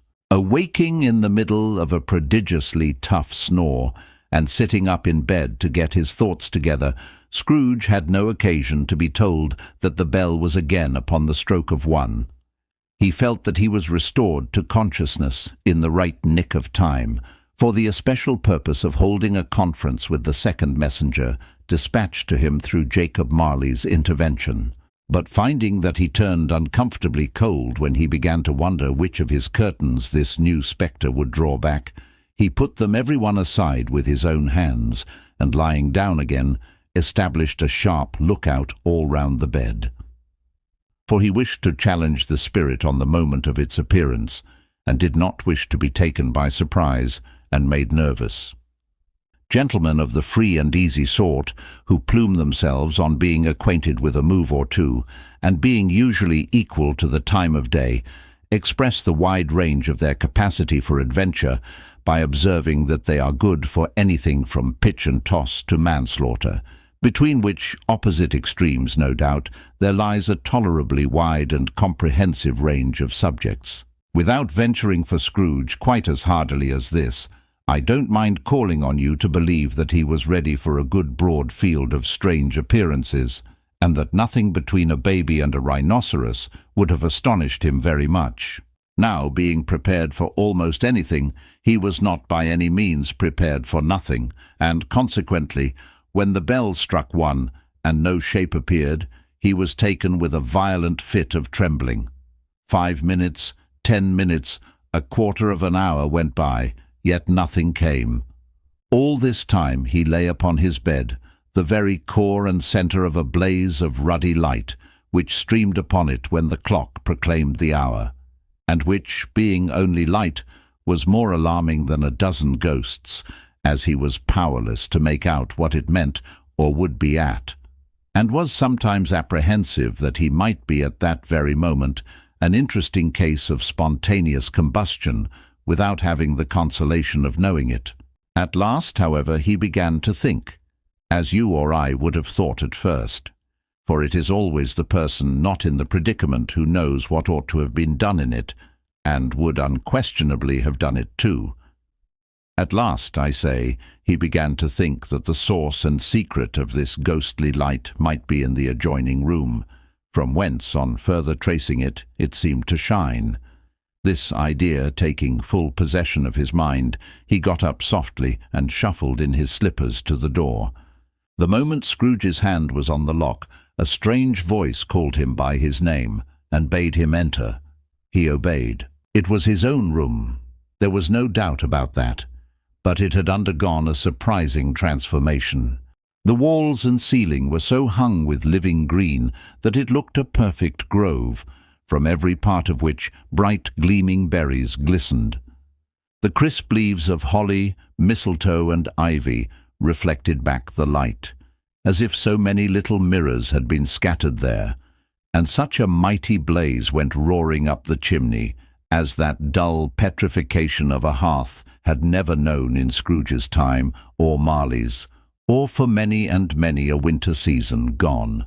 Heaped up upon the floor to form a kind of throne were turkeys, geese, game, poultry, brawn, great joints of meat, sucking pigs, long wreaths of sausages, mince pies, plum puddings, barrels of oysters, red-hot chestnuts, cherry-cheeked apples, juicy oranges, luscious pears, immense twelfth cakes, and seething bowls of punch that made the chamber dim with their delicious steam. In easy state upon this couch there sat a jolly giant, glorious to see, who bore a glowing torch, in shape not unlike Plenty's horn, and held it up, high up, to shed its light on Scrooge, as he came peeping round the door. "Come in," exclaimed the ghost. "Come in, and know me better, man." Scrooge entered timidly, and hung his head before this spirit. He was not the dogged Scrooge he had been, and though its eyes were clear and kind, he did not like to meet them. "I am the ghost of Christmas present," said the spirit. "Look upon me." Scrooge reverently did so. It was clothed in one simple deep green robe, or mantle, bordered with white fur. This garment hung so loosely on the figure that its capacious breast was bare, as if disdaining to be warded or concealed by any artifice. Its feet, observable beneath the ample folds of the garment, were also bare, and on its head it wore no other covering than a holly wreath set here and there with shining icicles. Its dark brown curls were long and free as its genial face, its sparkling eye, its open hand, its cheery voice, its unconstrained demeanour, and its joyful air. Girded round its middle was an antique scabbard, but no sword was in it, and the ancient sheath was eaten up with rust. "You have never seen the like of me before," exclaimed the spirit. "Never," Scrooge made answer to it. "Have never walked forth with the younger members of my family, meaning, for I am very young, my elder brothers born in these later years," pursued the phantom. "I don't think I have," said Scrooge. "I'm afraid I have not. Have you had many brothers, spirit?" "More than 1800, said the ghost. "A tremendous family to provide for," muttered Scrooge. The ghost of Christmas present rose. "Spirit," said Scrooge submissively, "conduct me where you will. I went forth last night on compulsion, and I learnt a lesson which is working now. Tonight, if you have aught to teach me, let me profit by it." "Touch my robe!" Scrooge did as he was told and held it fast. Holly, mistletoe, red berries, ivy, turkeys, geese, game, poultry, brawn, meat, pigs, sausages, oysters, pies, puddings, fruit, and punch all vanished instantly. So did the room, the fire, the ruddy glow, the hour of night, and they stood in the city streets on Christmas morning, where, for the weather was severe, the people made a rough but brisk and not unpleasant kind of music, in scraping the snow from the pavement in front of their dwellings, and from the tops of their houses, whence it was mad delight to the boys to see it come plumping down into the road below, and splitting into artificial little snowstorms. The house fronts looked black enough, and the windows blacker, contrasting with the smooth white sheet of snow upon the roofs, and with the dirtier snow upon the ground, which last deposit had been ploughed up in deep furrows by the heavy wheels of carts and wagons, furrows that crossed and recrossed each other hundreds of times, where the great streets branched off and made intricate channels, hard to trace, in the thick yellow mud and icy water. The sky was gloomy, and the shortest streets were choked up with a dingy mist, half thawed, half frozen, whose heavier particles descended in a shower of sooty atoms, as if all the chimneys in Great Britain had, by one consent, caught fire, and were blazing away to their dear hearts' content. There was nothing very cheerful in the climate or the town, and yet was there an air of cheerfulness abroad that the clearest summer air and brightest summer sun might have endeavoured to diffuse in vain. For the people who were shovelling away on the housetops were jovial and full of glee, calling out to one another from the parapets, and now and then exchanging a facetious snowball, better-natured missile far than many a wordy jest, laughing heartily if it went right, and not less heartily if it went wrong. The poulterers' shops were still half open, and the fruiterers were radiant in their glory. There were great, round, pot-bellied baskets of chestnuts, shaped like the waistcoats of jolly old gentlemen, lolling at the doors, and tumbling out into the street in their apoplectic opulence. There were ruddy, brown-faced, broad-girthed Spanish onions, shining in the fatness of their growth like Spanish friars, and winking from their shelves in wanton slyness at the girls as they went by, and glanced demurely at the hung-up mistletoe. There were pears and apples clustered high in blooming pyramids. There were bunches of grapes, made in the shopkeeper's benevolence, to dangle from conspicuous hooks, that people's mouths might water gratis as they passed. There were piles of filberts, mossy and brown, recalling in their fragrance ancient walks among the woods, and pleasant shufflings ankle-deep through withered leaves. There were Norfolk biffins, squab and swarthy, setting off the yellow of the oranges and lemons, and, in the great compactness of their juicy persons, urgently entreating and beseeching to be carried home in paper bags and eaten after dinner. The very gold and silver fish set forth among these choice fruits in a bowl, though members of a dull and stagnant-blooded race, appeared to know that there was something going on, and, to a fish, went gasping round and round their little world in slow and passionless excitement. The grocers, oh, the grocers, nearly closed with perhaps 2 shutters down, or 1. But through those gaps such glimpses. It was not alone that the scales descending on the counter made a merry sound, or that the twine and roller parted company so briskly, or that the canisters were rattled up and down like juggling tricks, or even that the blended scents of tea and coffee were so grateful to the nose, or even that the raisins were so plentiful and rare, the almonds so extremely white, the sticks of cinnamon so long and straight, the other spices so delicious, the candied fruits so caked and spotted with molten sugar as to make the coldest lookers-on feel faint and subsequently bilious. Nor was it that the figs were moist and pulpy, or that the French plums blushed in modest tartness from their highly decorated boxes, or that everything was good to eat and in its Christmas dress. But the customers were all so hurried and so eager in the hopeful promise of the day that they tumbled up against each other at the door, clashing their wicker baskets wildly, and left their purchases upon the counter, and came running back to fetch them, and committed hundreds of the like mistakes in the best humour possible, while the grocer and his people were so frank and fresh that the polished hearts with which they fastened their aprons behind might have been their own, worn outside for general inspection, and for Christmas doors to peck at if they chose. But soon the steeples called good people all to church and chapel, and away they came, flocking through the streets in their best clothes and with their gayest faces. And at the same time there emerged from scores of by-streets, lanes, and nameless turnings innumerable people, carrying their dinners to the bakers' shops. The sight of these poor revellers appeared to interest the spirit very much, for he stood with Scrooge beside him in a baker's doorway, and taking off the covers as their bearers passed, sprinkled incense on their dinners from his torch. And it was a very uncommon kind of torch, for once or twice, when there were angry words between some dinner-carriers who had jostled each other, he shed a few drops of water on them from it, and their good humour was restored directly. For they said it was a shame to quarrel upon Christmas Day, and so it was. God love it, so it was. In time the bells ceased and the bakers were shut up.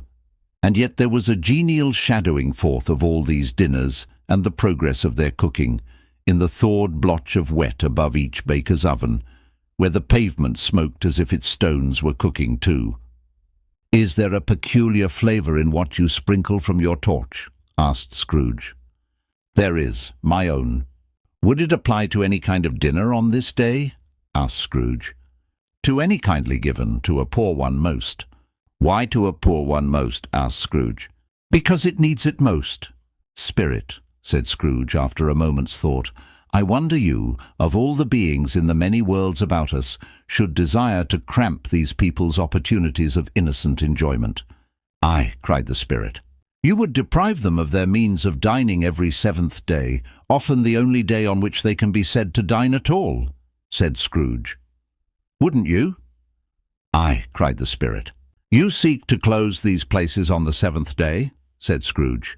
"And it comes to the same thing." "I seek," exclaimed the spirit. "Forgive me if I am wrong. It has been done in your name, or at least in that of your family," said Scrooge. "There are some upon this earth of ours," returned the spirit, "who lay claim to know us, and who do their deeds of passion, pride, ill will, hatred, envy, bigotry, and selfishness in our name, who are as strange to us and all our kith and kin as if they had never lived. Remember that, and charge their doings on themselves, not us." Scrooge promised that he would, and they went on invisible, as they had been before, into the suburbs of the town.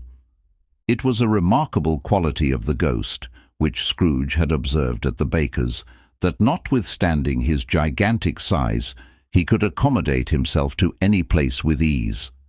and that he stood beneath a low roof quite as gracefully and like a supernatural creature as it was possible he could have done in any lofty hall. And perhaps it was the pleasure the good spirit had in showing off this power of his, or else it was his own kind, generous, hearty nature and his sympathy with all poor men that led him straight to Scrooge's clerks. For there he went and took Scrooge with him, holding to his robe, and on the threshold of the door the spirit smiled and stopped to bless Bob Cratchit's dwelling with the sprinkling of his torch. Think of that. Bob had but 15 bob a week himself. He pocketed on Saturdays but 15 copies of his Christian name, and yet the ghost of Christmas present blessed his 4-roomed house. Then up rose Mrs. Cratchit, Cratchit's wife, dressed out but poorly in a twice-turned gown, but brave in ribbons, which are cheap, and make a goodly show for 6pence. And she laid the cloth, assisted by Belinda Cratchit, second of her daughters, also brave in ribbons, while Master Peter Cratchit plunged a fork into the saucepan of potatoes, and getting the corners of his monstrous shirt-collar, Bob's private property, conferred upon his son and heir in honour of the day, into his mouth, rejoiced to find himself so gallantly attired, and yearned to show his linen in the fashionable parks. And now 2 smaller Cratchits, boy and girl, came tearing in, screaming that outside the baker's they had smelt the goose and known it for their own. And basking in luxurious thoughts of sage and onion, these young Cratchits danced about the table and exalted Master Peter Cratchit to the skies, while he, not proud, although his collars nearly choked him, blew the fire, until the slow potatoes bubbling up knocked loudly at the saucepan lid to be let out and peeled. "What has ever got your precious father, then?" said Mrs. Cratchit. "And your brother, Tiny Tim, and Martha warn't as late last Christmas Day by half an hour?" "Here's Martha, mother," said a girl, appearing as she spoke. "Here's Martha, mother," cried the 2 young Cratchits. "Hurrah! There's such a goose, Martha."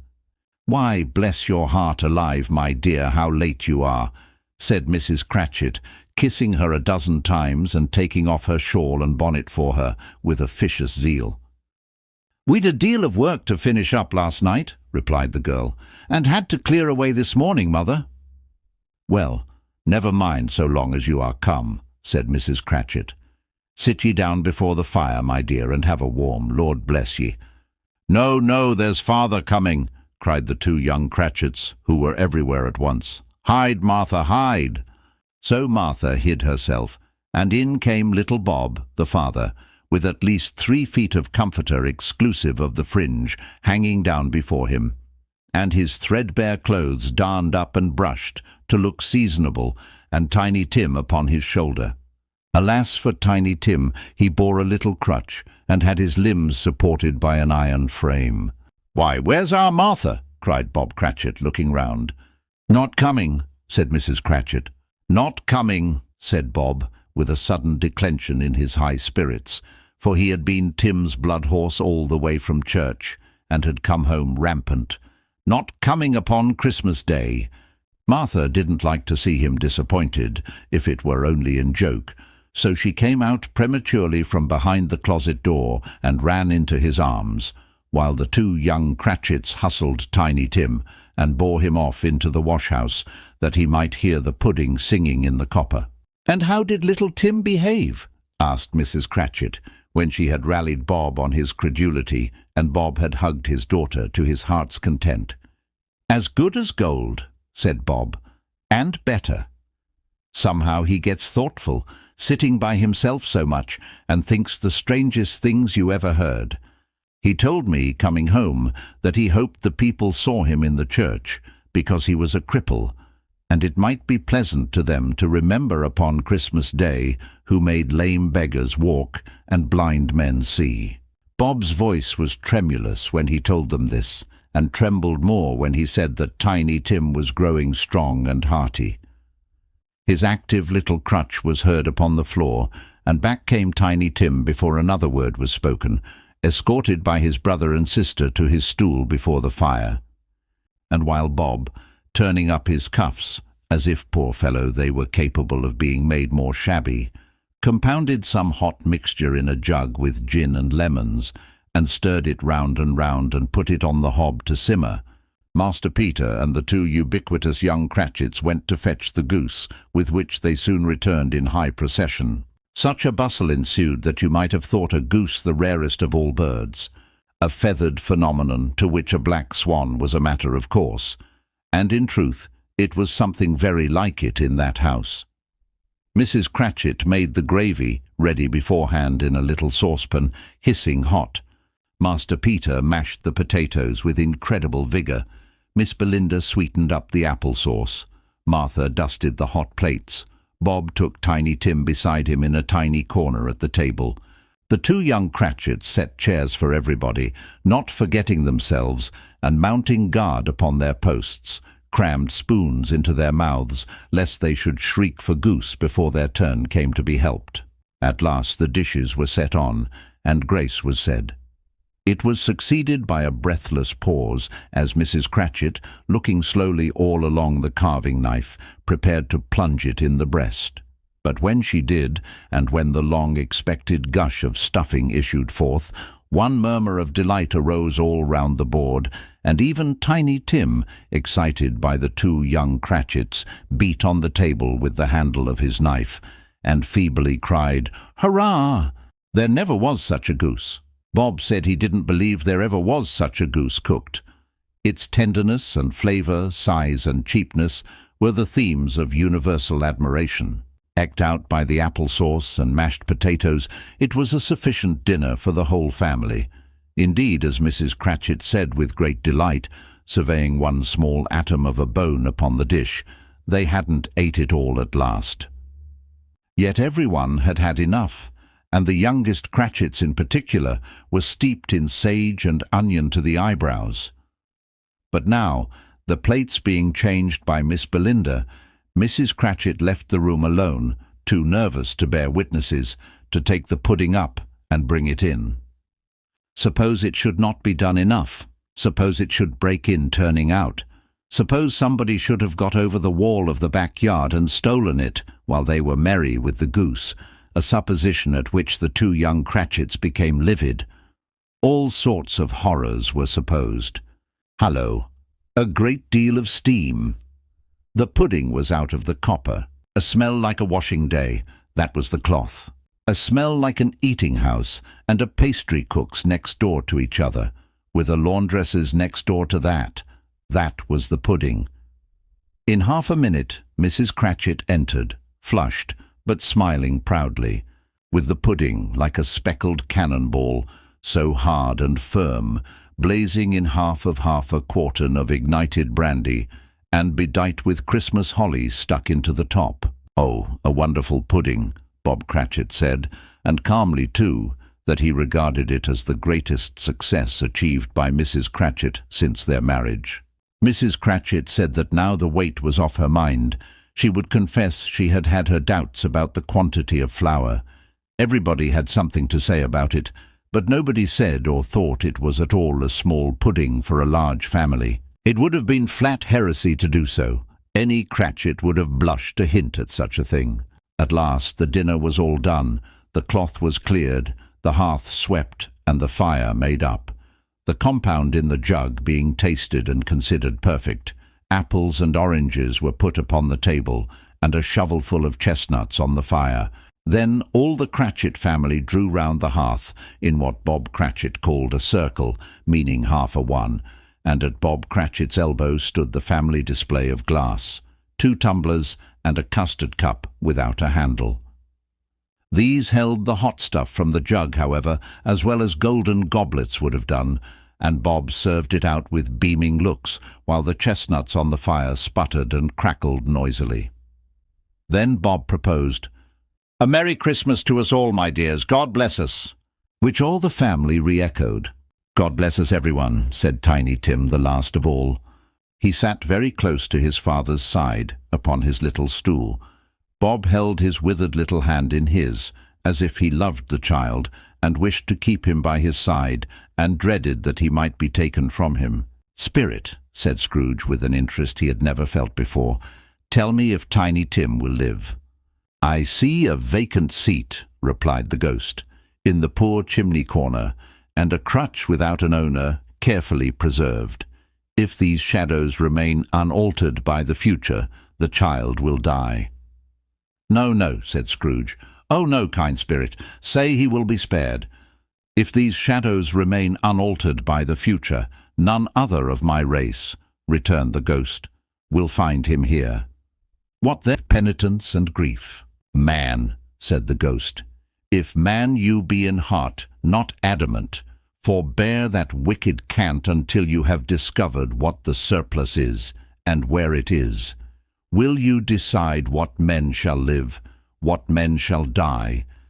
It may be that in the sight of heaven you are more worthless and less fit to live than millions like this poor man's child. O God, to hear the insect on the leaf pronouncing on the too much life among his hungry brothers in the dust." Scrooge bent before the ghost's rebuke, and trembling cast his eyes upon the ground, but he raised them speedily on hearing his own name. "Mr. Scrooge," said Bob. "I'll give you Mr. Scrooge, the founder of the feast." "The founder of the feast, indeed!" cried Mrs. Cratchit, reddening. "I wish I had him here. I'd give him a piece of my mind to feast upon, and I hope he'd have a good appetite for it." "My dear," said Bob, "the children, Christmas Day."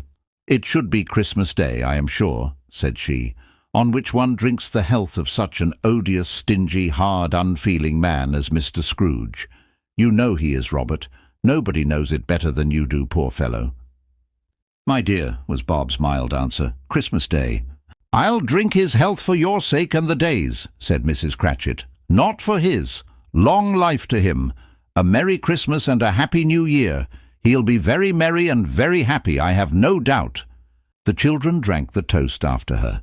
It was the first of their proceedings which had no heartiness in it.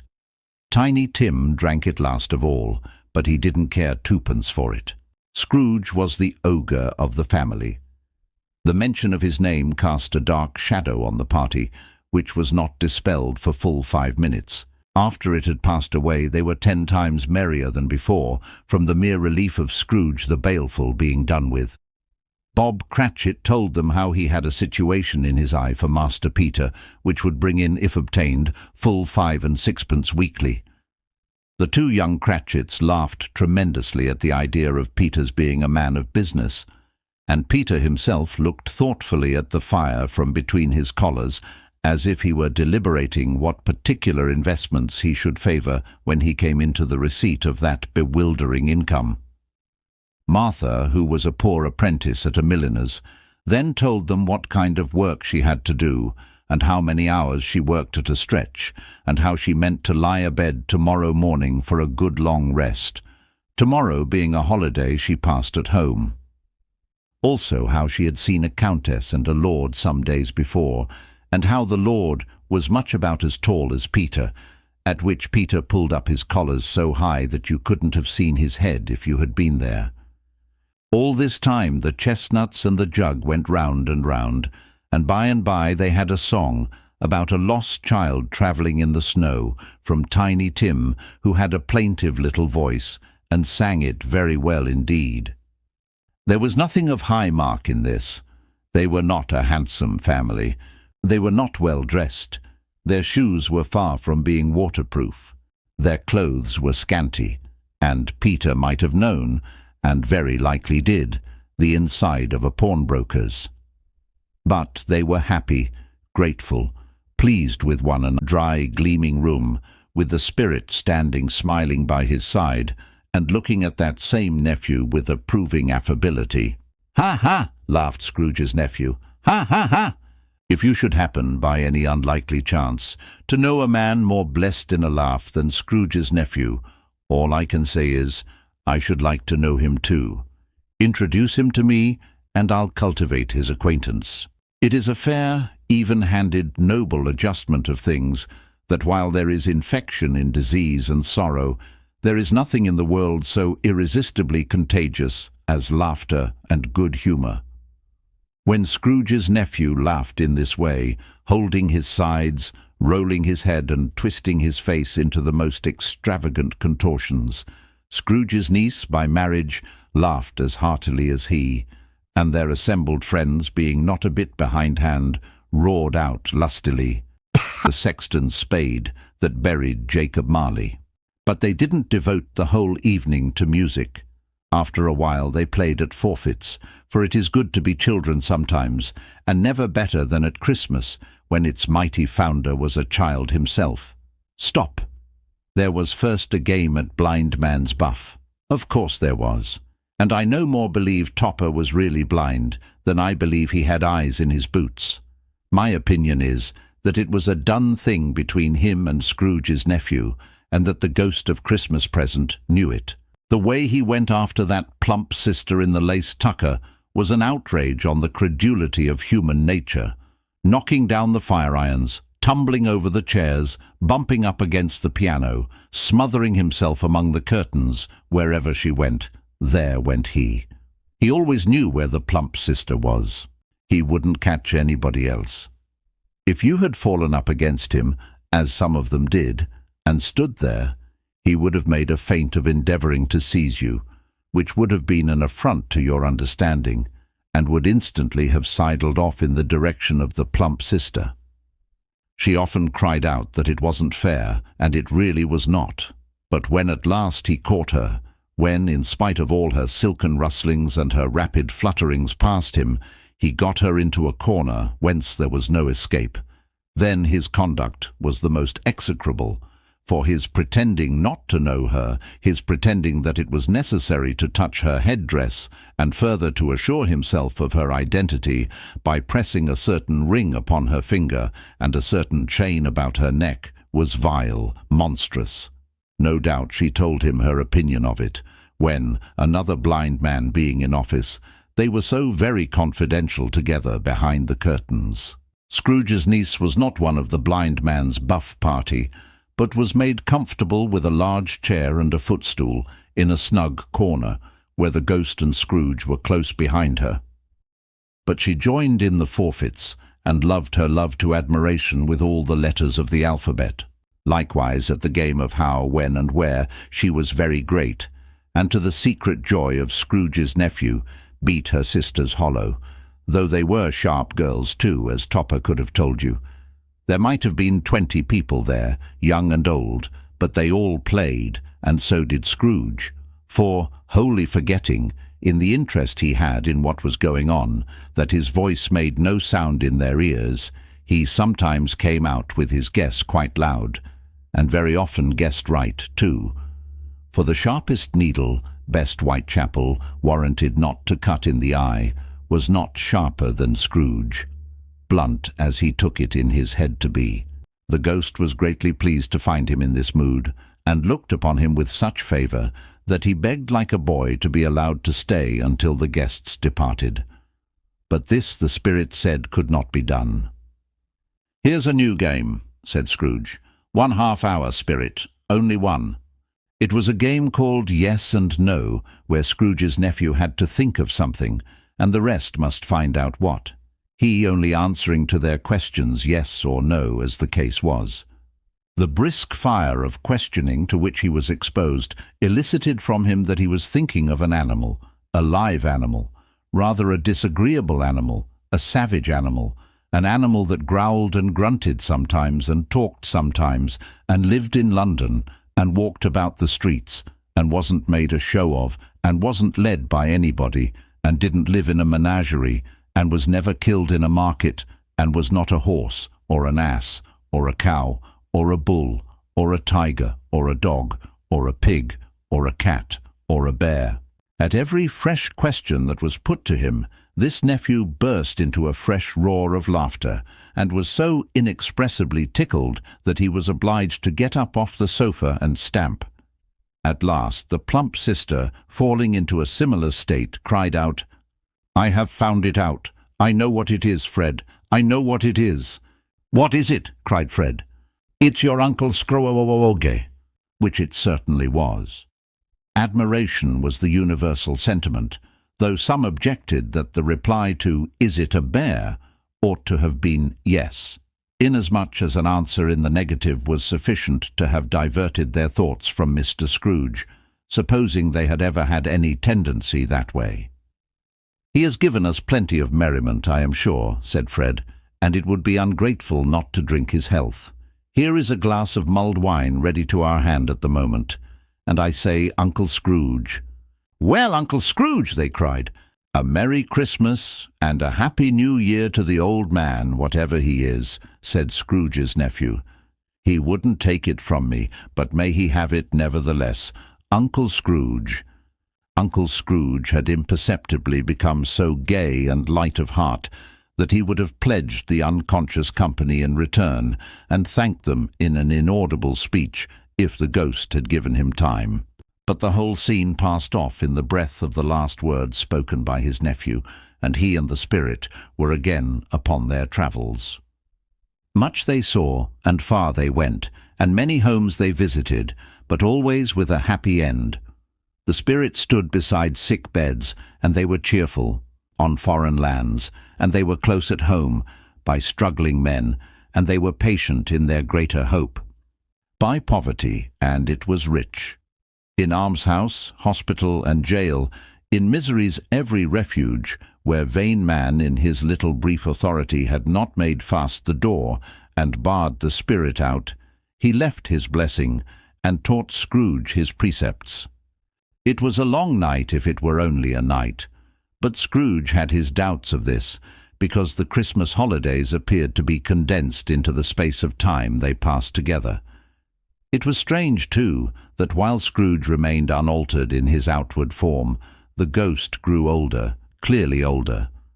Scrooge had observed this change, but never spoke of it, until they left a children's 12th night party, when, looking at the spirit as they stood together in an open place, he noticed that its hair was grey. "Are spirits' lives so short?" asked Scrooge. "My life upon this globe is very brief," replied the ghost. "It ends tonight." "Tonight," cried Scrooge. "Tonight at midnight. Hark, the time is drawing near." The chimes were ringing the 11:15 at that moment. "Forgive me if I am not justified in what I ask," said Scrooge, looking intently at the spirit's robe, "but I see something strange and not belonging to yourself, protruding from your skirts. Is it a foot or a claw?" "It might be a claw, for the flesh there is upon it," was the spirit's sorrowful reply. "Look here." From the foldings of its robe it brought 2 children, wretched, abject, frightful, hideous, miserable. They knelt down at its feet and clung upon the outside of its garment. "Oh, man, look here, look, down here!" exclaimed the ghost. They were a boy and girl, yellow, meagre, ragged, scowling, wolfish, but prostrate too in their humility. Where graceful youth should have filled their features out and touched them with its freshest tints, a stale and shriveled hand, like that of age, had pinched and twisted them and pulled them into shreds. Where angels might have sat enthroned, devils lurked and glared out menacing. No change, no degradation, no perversion of humanity in any grade, through all the mysteries of wonderful creation, has monsters half so horrible and dread. Scrooge started back appalled. Having them shown to him in this way, he tried to say they were fine children, but the words choked themselves, rather than be parties to a lie of such enormous magnitude. "Spirit, are they yours?" Scrooge could say no more. "They are man's," said the spirit, looking down upon them, "and they cling to me, appealing from their fathers. This boy is ignorance, this girl is want. Beware them both, and all of their degree. But most of all beware this boy, for on his brow I see that written which is doom, unless the writing be erased." "Deny it," cried the spirit, stretching out its hand towards the city. "Slander those who tell it ye. Admit it for your factious purposes, and make it worse, and bide the end." "Have they no refuge or resource?" cried Scrooge. "Are there no prisons?" said the spirit, turning on him for the last time with his own words. "Are there no workhouses?" The bell struck 12. Scrooge looked about him for the ghost, and saw it not. As the last stroke ceased to vibrate, he remembered the prediction of old Jacob Marley, and lifting up his eyes, beheld a solemn phantom, draped and hooded, coming like a mist along the ground towards him. Stave 4. The last of the spirits, the phantom, slowly, gravely, silently approached. When it came near him, Scrooge bent down upon his knee, for in the very air through which this spirit moved, it seemed to scatter gloom and mystery. It was shrouded in a deep black garment, which concealed its head, its face, its form, and left nothing of it visible save one outstretched hand. But for this it would have been difficult to detach its figure from the night, and separate it from the darkness by which it was surrounded. He felt that it was tall and stately when it came beside him, and that its mysterious presence filled him with a solemn dread. He knew no more, for the spirit neither spoke nor moved. "I am in the presence of the ghost of Christmas yet to come," said Scrooge. The spirit answered not, but pointed downward with its hand. "You are about to show me shadows of the things that have not happened, but will happen in the time before us," Scrooge pursued. "Is that so, spirit?" The upper portion of the garment was contracted for an instant in its folds, as if the spirit had inclined its head. That was the only answer he received. Although well used to ghostly company by this time, Scrooge feared the silent shape so much that his legs trembled beneath him, and he found that he could hardly stand when he prepared to follow it. The spirit paused a moment, as observing his condition and giving him time to recover. But Scrooge was all the worse for this. It thrilled him with a vague, uncertain horror to know that behind the dusky shroud there were ghostly eyes intently fixed upon him, while he, though he stretched his own to the utmost, could see nothing but a spectral hand and one great heap of black. "Ghost of the future," he exclaimed, "I fear you more than any spectre I have seen. But as I know your purpose is to do me good, and as I hope to live to be another man from what I was, I am prepared to bear you company, and do it with a thankful heart. Will you not speak to me?" It gave him no reply. The hand was pointed straight before them. "Lead on," said Scrooge. "Lead on. The night is waning fast, and it is precious time to me, I know. Lead on, spirit." The phantom moved away as it had come towards him. Scrooge followed in the shadow of its dress, which bore him up, he thought, and carried him along. They scarcely seemed to enter the city, for the city rather seemed to spring up about them and encompass them of its own act. But there they were, in the heart of it, on change amongst the merchants, who hurried up and down, and chinked the money in their pockets, and conversed in groups, and looked at their watches, and trifled thoughtfully with their great gold seals, and so forth, as Scrooge had seen them often. The spirit stopped beside one little knot of businessmen. Observing that the hand was pointed to them, Scrooge advanced to listen to their talk. "No," said a great fat man with a monstrous chin. "I don't know much about it either way. I only know he's dead." "When did he die?" inquired another. "Last night, I believe." "Why, what was the matter with him?" asked a third, taking a vast quantity of snuff out of a very large snuff-box. "I thought he'd never die." "God knows," said the first with a yawn. "What has he done with his money?" asked a red-faced gentleman with a pendulous excrescence on the end of his nose that shook like the gills of a turkey cock. "I haven't heard," said the man with the large chin, yawning again. "Left it to his company, perhaps. He hasn't left it to me. That's all I know." This pleasantry was received with a general laugh. "It's likely to be a very cheap funeral," said the same speaker, "for upon my life I don't know of anybody to go to it. Suppose we make up a party and volunteer?" "I don't mind going if a lunch is provided," observed the gentleman with the excrescence on his nose. "But I must be fed if I make one." Another laughed. "Well, I am the most disinterested among you after all," said the first speaker, "for I never wear black gloves and I never eat lunch, but I'll offer to go if anybody else will. When I come to think of it, I'm not at all sure that I wasn't his most particular friend, for we used to stop and speak whenever we met. Bye-bye." Speakers and listeners strolled away and mixed with other groups. Scrooge knew the men, and looked towards the spirit for an explanation. The phantom glided on into a street. Its finger pointed to two persons meeting. Scrooge listened again, thinking that the explanation might lie here. He knew these men also perfectly. They were men of business, very wealthy, and of great importance. He had made a point always of standing well in their esteem. In a business point of view, that is, strictly in a business point of view. "How are you?" said one. "How are you?" returned the other. "Well," said the first, "Old Scratch has got his own at last, eh?" "So I am told," returned the second. "Cold, isn't it?" "Seasonable for Christmas time. You're not a skater, I suppose?" No, something else to think of. Good morning." Not another word.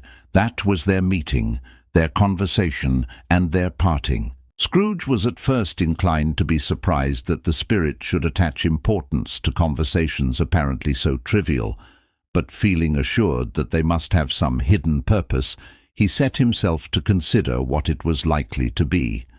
They could scarcely be supposed to have any bearing on the death of Jacob, his old partner, for that was past, and this ghost's province was the future.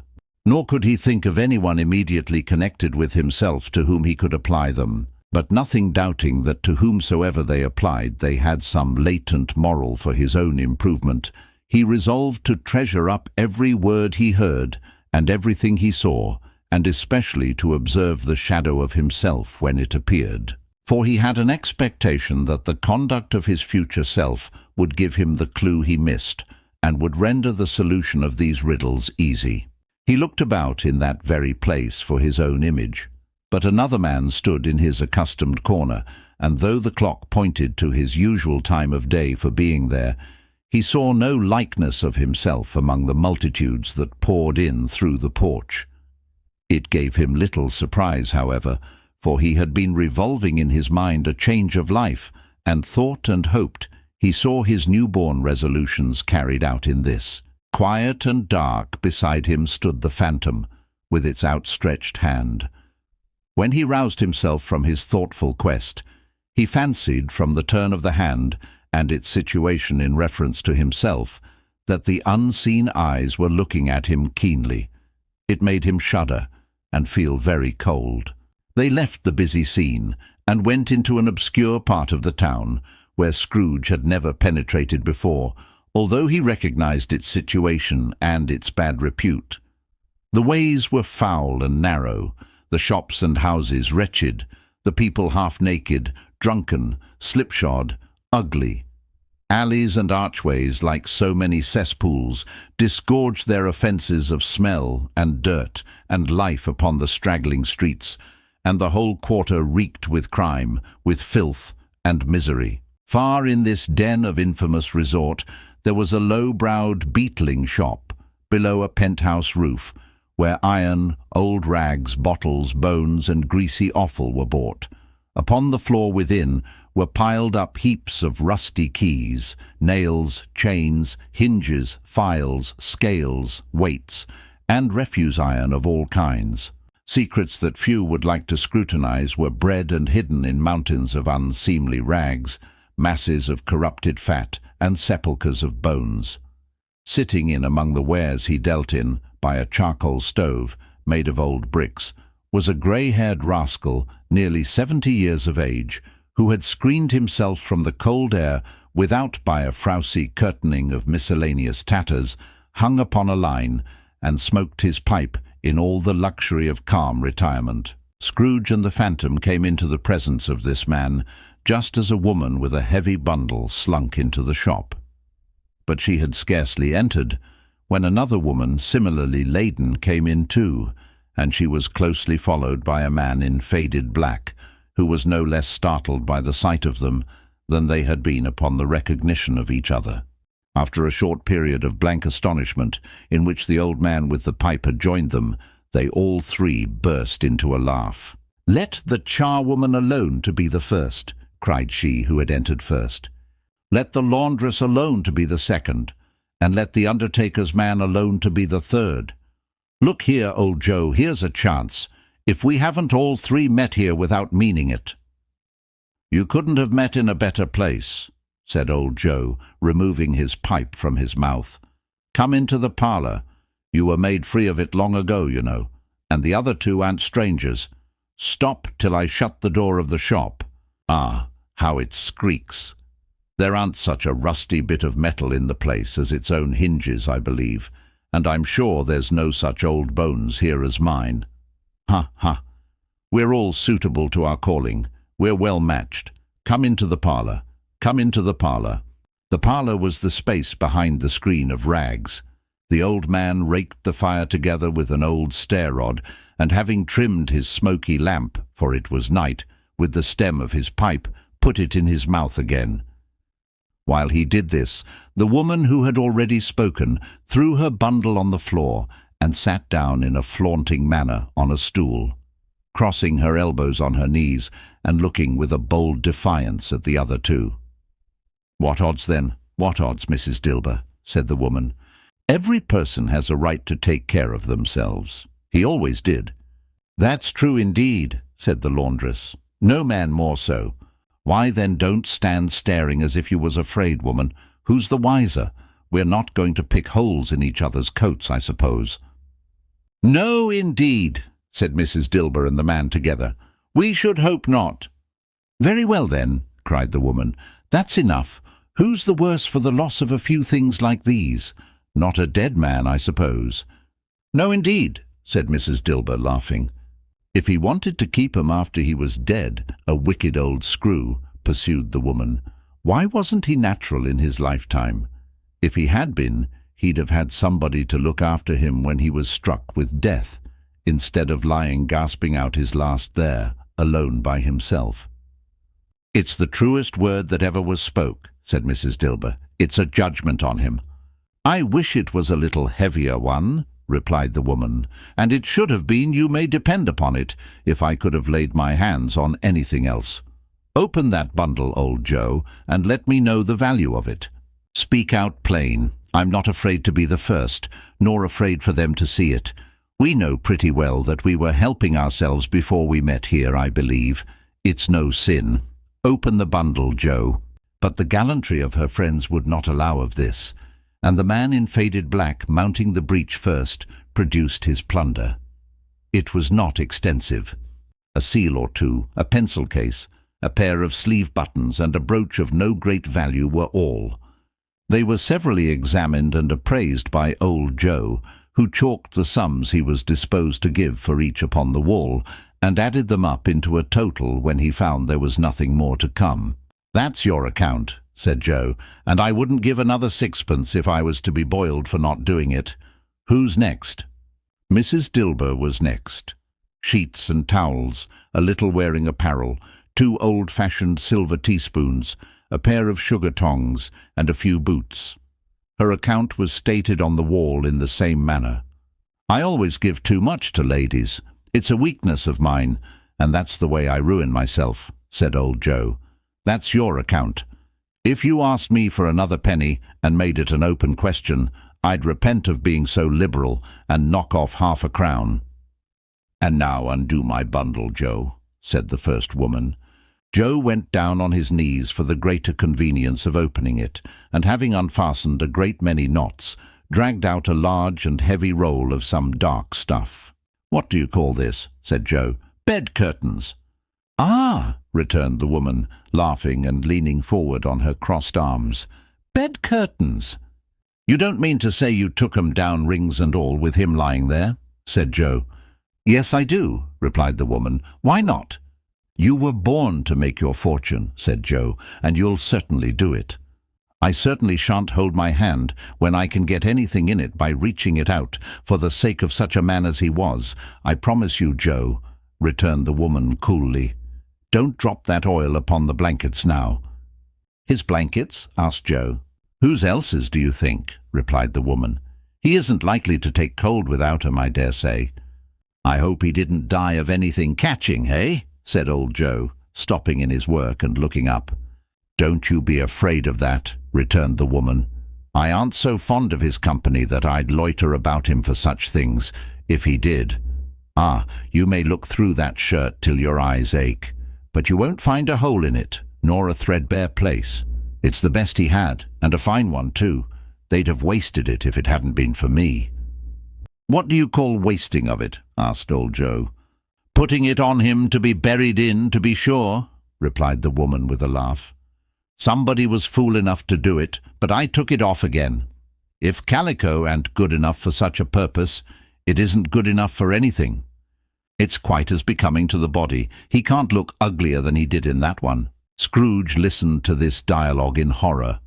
As they sat grouped about their spoil in the scanty light afforded by the old man's lamp, he viewed them with a detestation and disgust which could hardly have been greater, though they had been obscene demons, marketing the corpse itself. "Ha, ha!" laughed the same woman, when old Joe, producing a flannel bag with money in it, told out their several gains upon the ground. "This is the end of it, you see. He frightened everyone away from him when he was alive, to profit us when he was dead. Ha, ha, ha!" "Spirit!" said Scrooge, shuddering from head to foot. I see. The case of this unhappy man might be my own. My life tends that way now. Merciful heaven, what is this?" He recoiled in terror, for the scene had changed, and now he almost touched a bed, a bare, uncurtained bed, on which, beneath a ragged sheet, there lay a something covered up, which, though it was dumb, announced itself in awful language. The room was very dark, too dark to be observed with any accuracy, though Scrooge glanced round it in obedience to a secret impulse, anxious to know what kind of room it was. A pale light, rising in the outer air, fell straight upon the bed, and on it, plundered and bereft, unwatched, unwept, uncared for, was the body of this man. Scrooge glanced towards the phantom. Its steady hand was pointed to the head.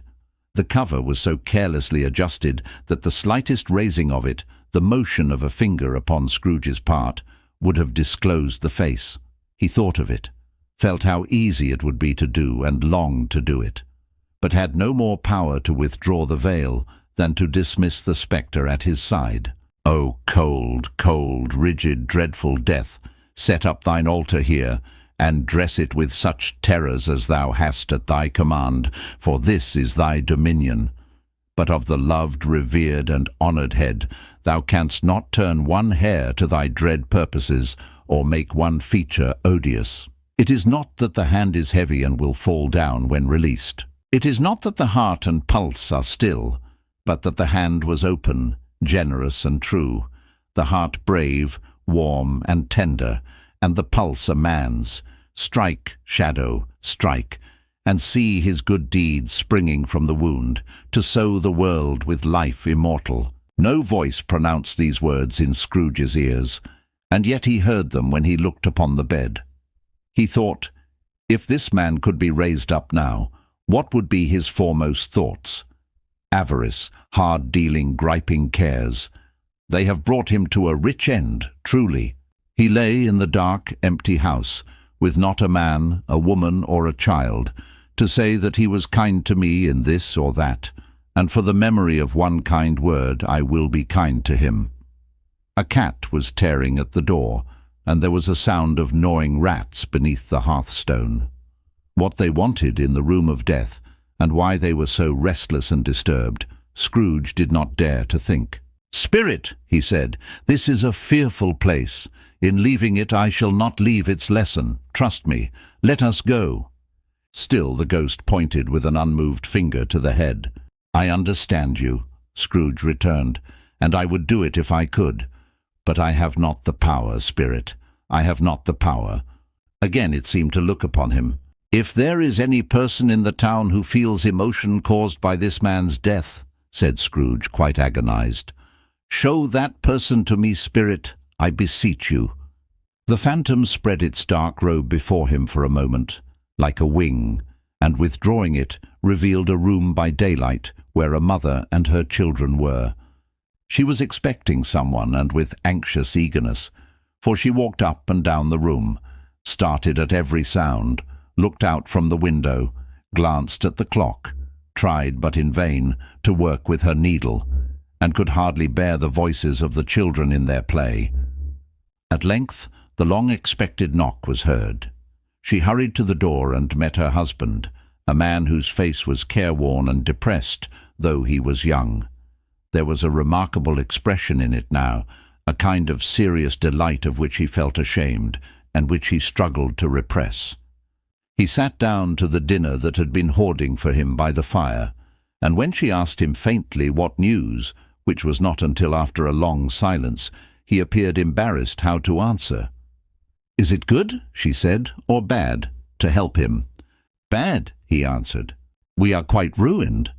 "No, there is hope yet, Caroline." "If he relents," she said, amazed. "There is. Nothing is past hope, if such a miracle has happened." "He is past relenting," said her husband. "He is dead." She was a mild and patient creature, if her face spoke truth. But she was thankful in her soul to hear it, and she said so with clasped hands. She prayed forgiveness the next moment, and was sorry, but the first was the emotion of her heart. What the half-drunken woman whom I told you of last night said to me when I tried to see him and obtain a week's delay, and what I thought was a mere excuse to avoid me, turns out to have been quite true. He was not only very ill, but dying then. To whom will our debt be transferred? I don't know. But before that time we shall be ready with the money. And even though we were not, it would be bad fortune indeed to find so merciless a creditor in his successor. We may sleep tonight with light hearts, Caroline. Yes, soften it as they would, their hearts were lighter. The children's faces, hushed and clustered round to hear what they so little understood, were brighter, and it was a happier house for this man's death. The only emotion that the ghost could show him, caused by the event, was one of pleasure. "Let me see some tenderness connected with a death," said Scrooge, "or that dark chamber spirit, which we left just now, will be forever present to me." The ghost conducted him through several streets familiar to his feet, and as they went along, Scrooge looked here and there to find himself, but nowhere was he to be seen. They entered poor Bob Cratchit's house, the dwelling he had visited before, and found the mother and the children seated round the fire, quiet, very quiet. The noisy little Cratchits were as still as statues in one corner, and sat looking up at Peter, who had a book before him. The mother and her daughters were engaged in sewing, but surely they were very quiet, and he took a child and set him in the midst of them. Where had Scrooge heard those words? He had not dreamed them. The boy must have read them out as he and the spirit crossed the threshold. Why did he not go on? The mother laid her work upon the table and put her hand up to her face. "The colour hurts my eyes," she said. "The colour? Ah, poor Tiny Tim." "They're better now again," said Cratchit's wife. "It makes them weak by candlelight, and I wouldn't show weak eyes to your father when he comes home for the world. It must be near his time." "Past it, rather," Peter answered, shutting up his book. "But I think he's walked a little slower than he used these few last evenings, Mother." They were very quiet again. At last she said, and in a steady, cheerful voice that only faltered once, I have known him walk with Tiny Tim upon his shoulder very fast indeed." "And so have I," cried Peter. "Often." "And so have I," exclaimed another. So had all. "But he was very light to carry," she resumed, intent upon her work, "and his father loved him so that it was no trouble, and there is your father at the door."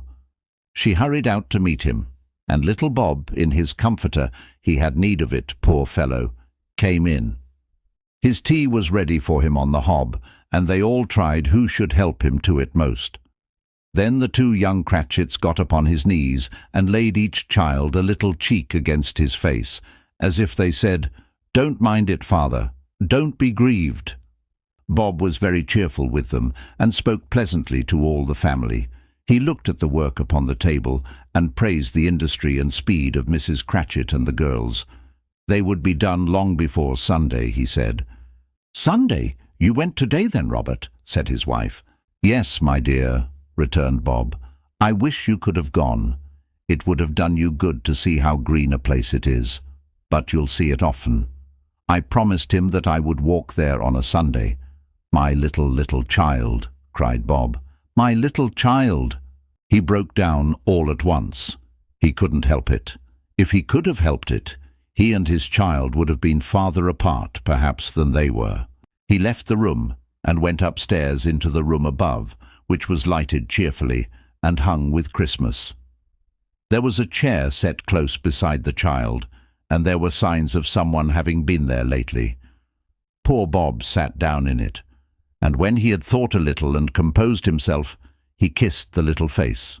He was reconciled to what had happened, and went down again quite happy. They drew about the fire and talked, the girls and mother working still.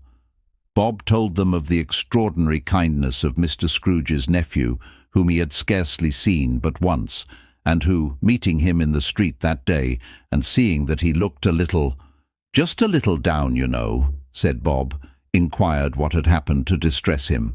On which, said Bob, for he is the pleasantest spoken gentleman you ever heard, I told him, I am heartily sorry for it, Mr. Cratchit, he said, and heartily sorry for your good wife.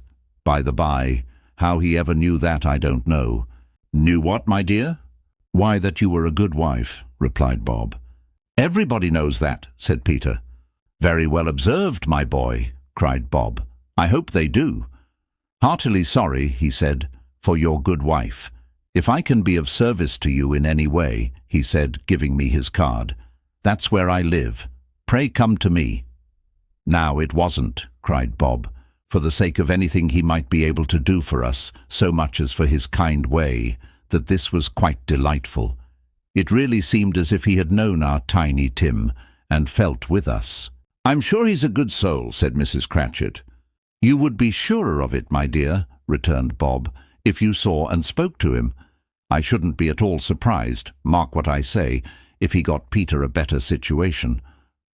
Only hear that, Peter, said Mrs. Cratchit. And then, cried one of the girls, Peter will be keeping company with someone and setting up for himself. Get along with you, retorted Peter, grinning.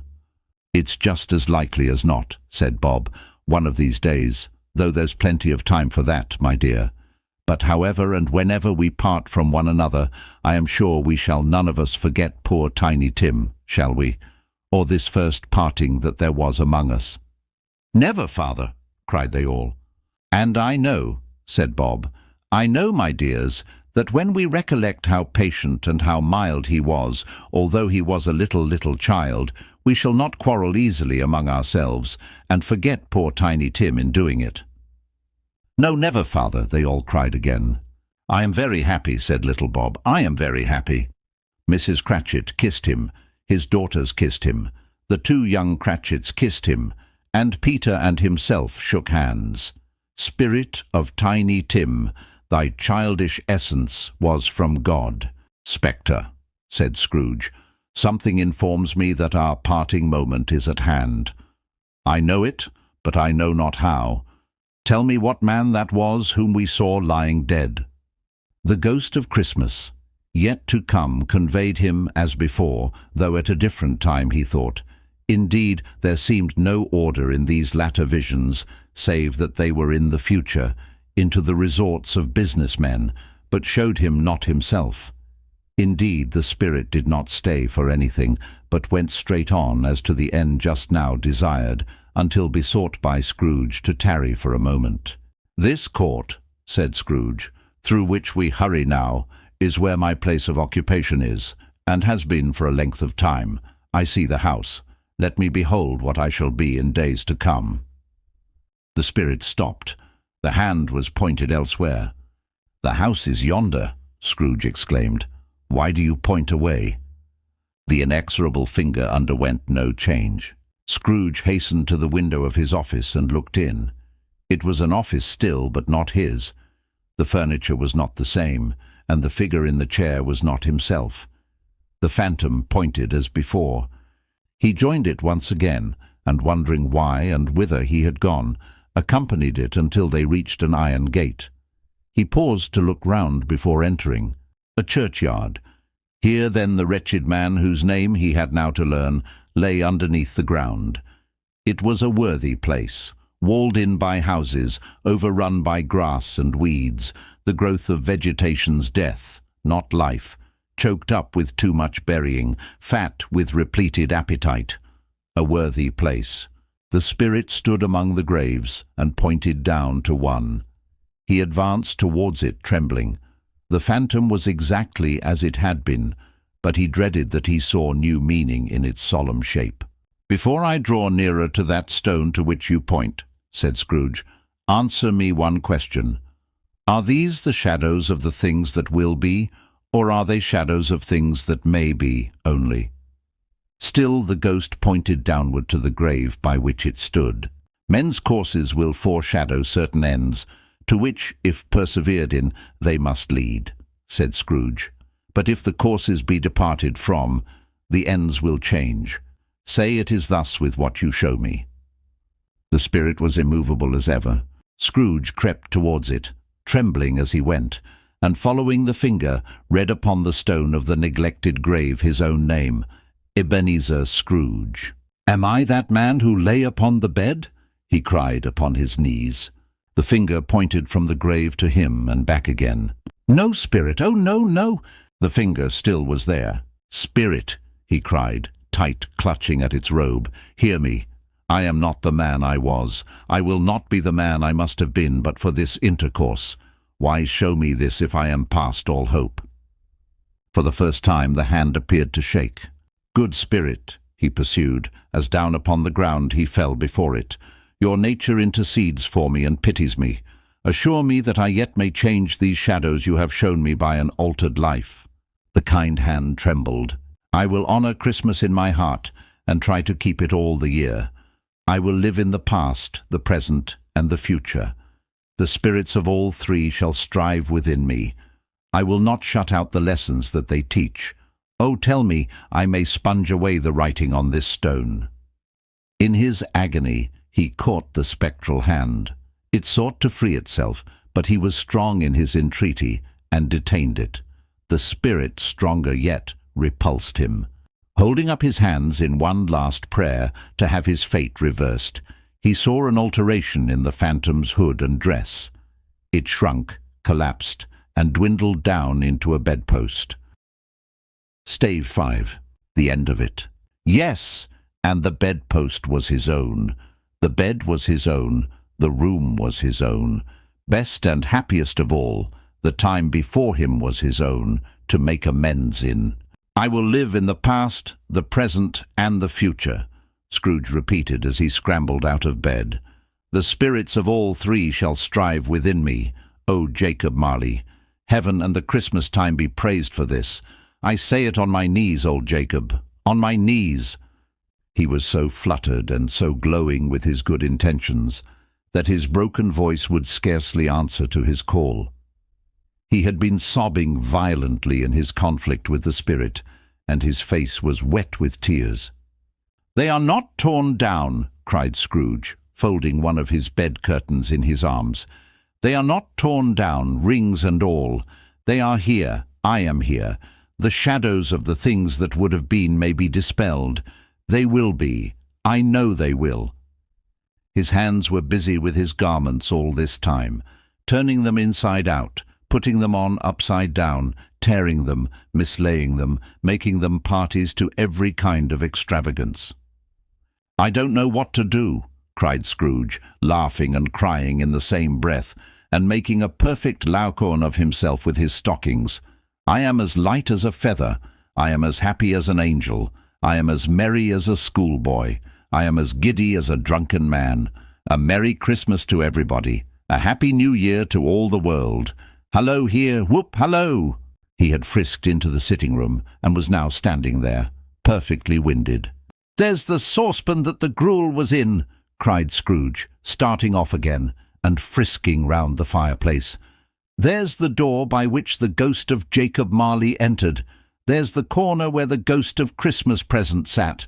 There's the window where I saw the wandering spirits. It's all right. It's all true. It all happened. Ha, ha, ha, ha, ha." Really, for a man who had been out of practice for so many years, it was a splendid laugh, a most illustrious laugh. the father of a long, long line of brilliant laughs. "I don't know what day of the month it is," said Scrooge. "I don't know how long I've been among the spirits. I don't know anything. I'm quite a baby. Never mind. I don't care. I'd rather be a baby. Hallo, whoop! Hallo here!" He was checked in his transports by the churches, ringing out the lustiest peals he had ever heard. Clash, clang, hammer, ding, dong, bell. Bell, dong, ding, hammer, clang, clash. Oh, glorious, glorious! Running to the window, he opened it and put out his head. No fog, no mist. Clear, bright, jovial, stirring, cold, cold, piping for the blood to dance to. Golden sunlight, heavenly sky, sweet, fresh air, merry bells. "Oh, glorious, glorious! What's today?" cried Scrooge, calling downward to a boy in Sunday clothes who perhaps had loitered in to look about him. "Eh?" returned the boy with all his might of wonder. "What's today, my fine fellow?" said Scrooge. "Today," replied the boy. "Why, Christmas Day." "It's Christmas Day," said Scrooge to himself. "I haven't missed it. The spirits have done it all in one night. They can do anything they like. Of course they can. Of course they can. Hello, my fine fellow." "Hello," returned the boy. "Do you know the poulterers in the next street but one at the corner?" Scrooge inquired. "I should hope I did," replied the lad. "An intelligent boy," said Scrooge. "A remarkable boy. Do you know whether they've sold the prize turkey that was hanging up there? Not the little prize turkey, the big one." "What, the one as big as me?" returned the boy. "What a delightful boy," said Scrooge. "It's a pleasure to talk to him. Yes, my buck." "It's hanging there now," replied the boy. "Is it?" said Scrooge. "Go and buy it." "Walker!" exclaimed the boy. No, said Scrooge. "I am in earnest. Go and buy it, and tell 'em to bring it here, that I may give them the direction where to take it. Come back with the man, and I'll give you a shilling. Come back with him in less than 5 minutes, and I'll give you half a crown." The boy was off like a shot. He must have had a steady hand at a trigger who could have got a shot off half so fast. "I'll send it to Bob Cratchit's," whispered Scrooge, rubbing his hands and splitting with a laugh. "He shan't know who sends it. It's twice the size of Tiny Tim. Joe Miller never made such a joke as sending it to Bob's will be." The hand in which he wrote the address was not a steady one, but write it he did, somehow, and went downstairs to open the street door, ready for the coming of the poulterer's man. As he stood there, waiting his arrival, the knocker caught his eye. "I shall love it as long as I live," cried Scrooge, patting it with his hand. "I scarcely ever looked at it before. What an honest expression it has in its face. It's a wonderful knocker. Here's the turkey. Hallo, whoop. How are you? Merry Christmas." It was a turkey. He never could have stood upon his legs, that bird. He would have snapped 'em short off in a minute, like sticks of sealing wax. "Why, it's impossible to carry that to Camden Town," said Scrooge. "You must have a cab." The chuckle with which he said this, and the chuckle with which he paid for the turkey, and the chuckle with which he paid for the cab, and the chuckle with which he recompensed the boy, were only to be exceeded by the chuckle with which he sat down breathless in his chair again, and chuckled till he cried. Shaving was not an easy task, for his hand continued to shake very much, and shaving requires attention, even when you don't dance while you're at it. But if he had cut the end of his nose off, he would have put a piece of sticking plaster over it, and been quite satisfied. He dressed himself all in his best, and at last got out into the streets. The people were by this time pouring forth, as he had seen them with the ghost of Christmas present, and walking with his hands behind him, Scrooge regarded everyone with a delighted smile. He looked so irresistibly pleasant, in a word, that 3 or 4 good-humoured fellows said, "Good morning, sir. A Merry Christmas to you." And Scrooge said often afterwards that of all the blithe sounds he had ever heard, those were the blithest in his ears. He had not gone far, when coming on towards him he beheld the portly gentleman who had walked into his counting-house the day before, and said, "Scrooge and Marley's, I believe." It sent a pang across his heart to think how this old gentleman would look upon him when they met, but he knew what path lay straight before him, and he took it. "My dear sir," said Scrooge, quickening his pace and taking the old gentleman by both his hands, "how do you do? I hope you succeeded yesterday. It was very kind of you. A Merry Christmas to you, sir." "Mr. Scrooge?" "Yes," said Scrooge. "That is my name, and I fear it may not be pleasant to you. Allow me to ask your pardon, and will you have the goodness—" Here Scrooge whispered in his ear. "Lord bless me," cried the gentleman as if his breath were gone. "My dear Mr. Scrooge, are you serious?" "If you please," said Scrooge.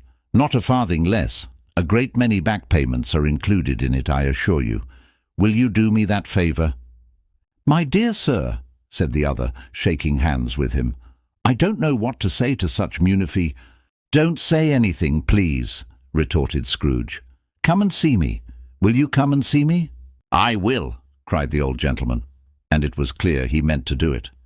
"Thank ye," said Scrooge. "I am much obliged to you. I thank you 50 times. Bless you." He went to church and walked about the streets and watched the people hurrying to and fro, and patted children on the head, and questioned beggars, and looked down into the kitchens of houses and up to the windows, and found that everything could yield him pleasure. He had never dreamed that any walk, that anything, could give him so much happiness.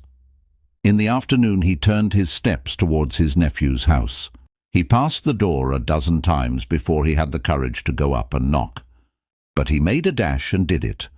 "Is your master at home, my dear?" said Scrooge to the girl. "Nice girl, very." "Yes, sir." "Where is he, my love?" said Scrooge. "He's in the dining-room, sir, along with mistress.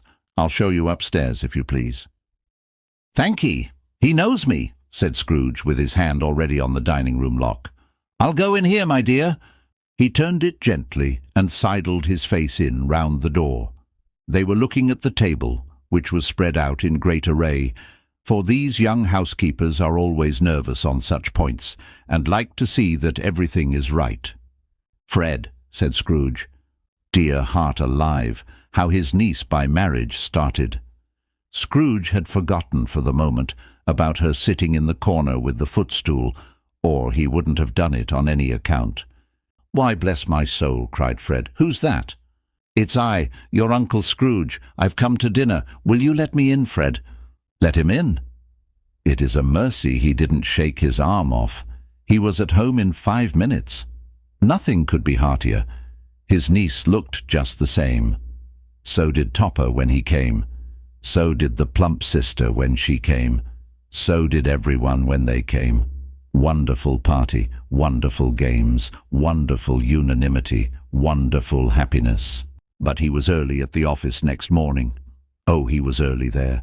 If he could only be there first and catch Bob Cratchit coming late, that was the thing he had set his heart upon. And he did it. Yes, he did. The clock struck 9. No Bob. 1:15. No Bob. He was full 18 minutes and a half behind his time. Scrooge sat with his door wide open, that he might see him come into the tank. His hat was off before he opened the door, his comforter too. He was on his stool in a jiffy, driving away with his pen as if he were trying to overtake 9 o'clock. "Hello!" growled Scrooge in his accustomed voice, as near as he could feign it. "What do you mean by coming here at this time of day?" "I'm very sorry, sir," said Bob. "I am behind my time." "You are?" repeated Scrooge. "Yes, I think you are. Step this way, if you please." "It's only once a year, sir," pleaded Bob, appearing from the tank. "It shall not be repeated. I was making rather merry yesterday, sir." "Now, I'll tell you what, my friend," said Scrooge. "I am not going to stand this sort of thing any longer, and therefore," he continued, leaping from his stool, and giving Bob such a dig in the waistcoat that he staggered back into the tank again, "and therefore I am about to raise your salary." Bob trembled and got a little nearer to the ruler. He had a momentary idea of knocking Scrooge down with it, holding him, and calling to the people in the court for help and a straight waistcoat. "A Merry Christmas, Bob," said Scrooge, with an earnestness that could not be mistaken, as he clapped him on the back. "A merrier Christmas, Bob, my good fellow, than I have given you for many a year. I'll raise your salary and endeavour to assist your struggling family, and we will discuss your affairs this very afternoon over a Christmas bowl of smoking Bishop Bob. Make up the fires and buy another coal scuttle before you dot another I, Bob Cratchit." Scrooge was better than his word. He did it all, and infinitely more, and to Tiny Tim, who did not die, he was a second father. He became as good a friend, as good a master, and as good a man as the good old city knew, or any other good old city, town, or borough in the good old world. Some people laughed to see the alteration in him, but he let them laugh, and little heeded them, for he was wise enough to know that nothing ever happened on this globe for good, at which some people did not have their fill of laughter in the outset. And knowing that such as these would be blind anyway, he thought it quite as well that they should wrinkle up their eyes in grins, as have the malady in less attractive forms. His own heart laughed, and that was quite enough for him. He had no further intercourse with spirits, but lived upon the total abstinence principle ever afterwards. And it was always said of him that he knew how to keep Christmas well, if any man alive possessed the knowledge. May that be truly said of us, and all of us. And so, as Tiny Tim observed, God bless us, every one. The end. This concludes the end of the story. Thank you for listening to Classic Audiobooks Library. To hear more free stories like this, be sure to subscribe and turn on notifications. We hope you'll join us again for more timeless stories and original works. Until next time.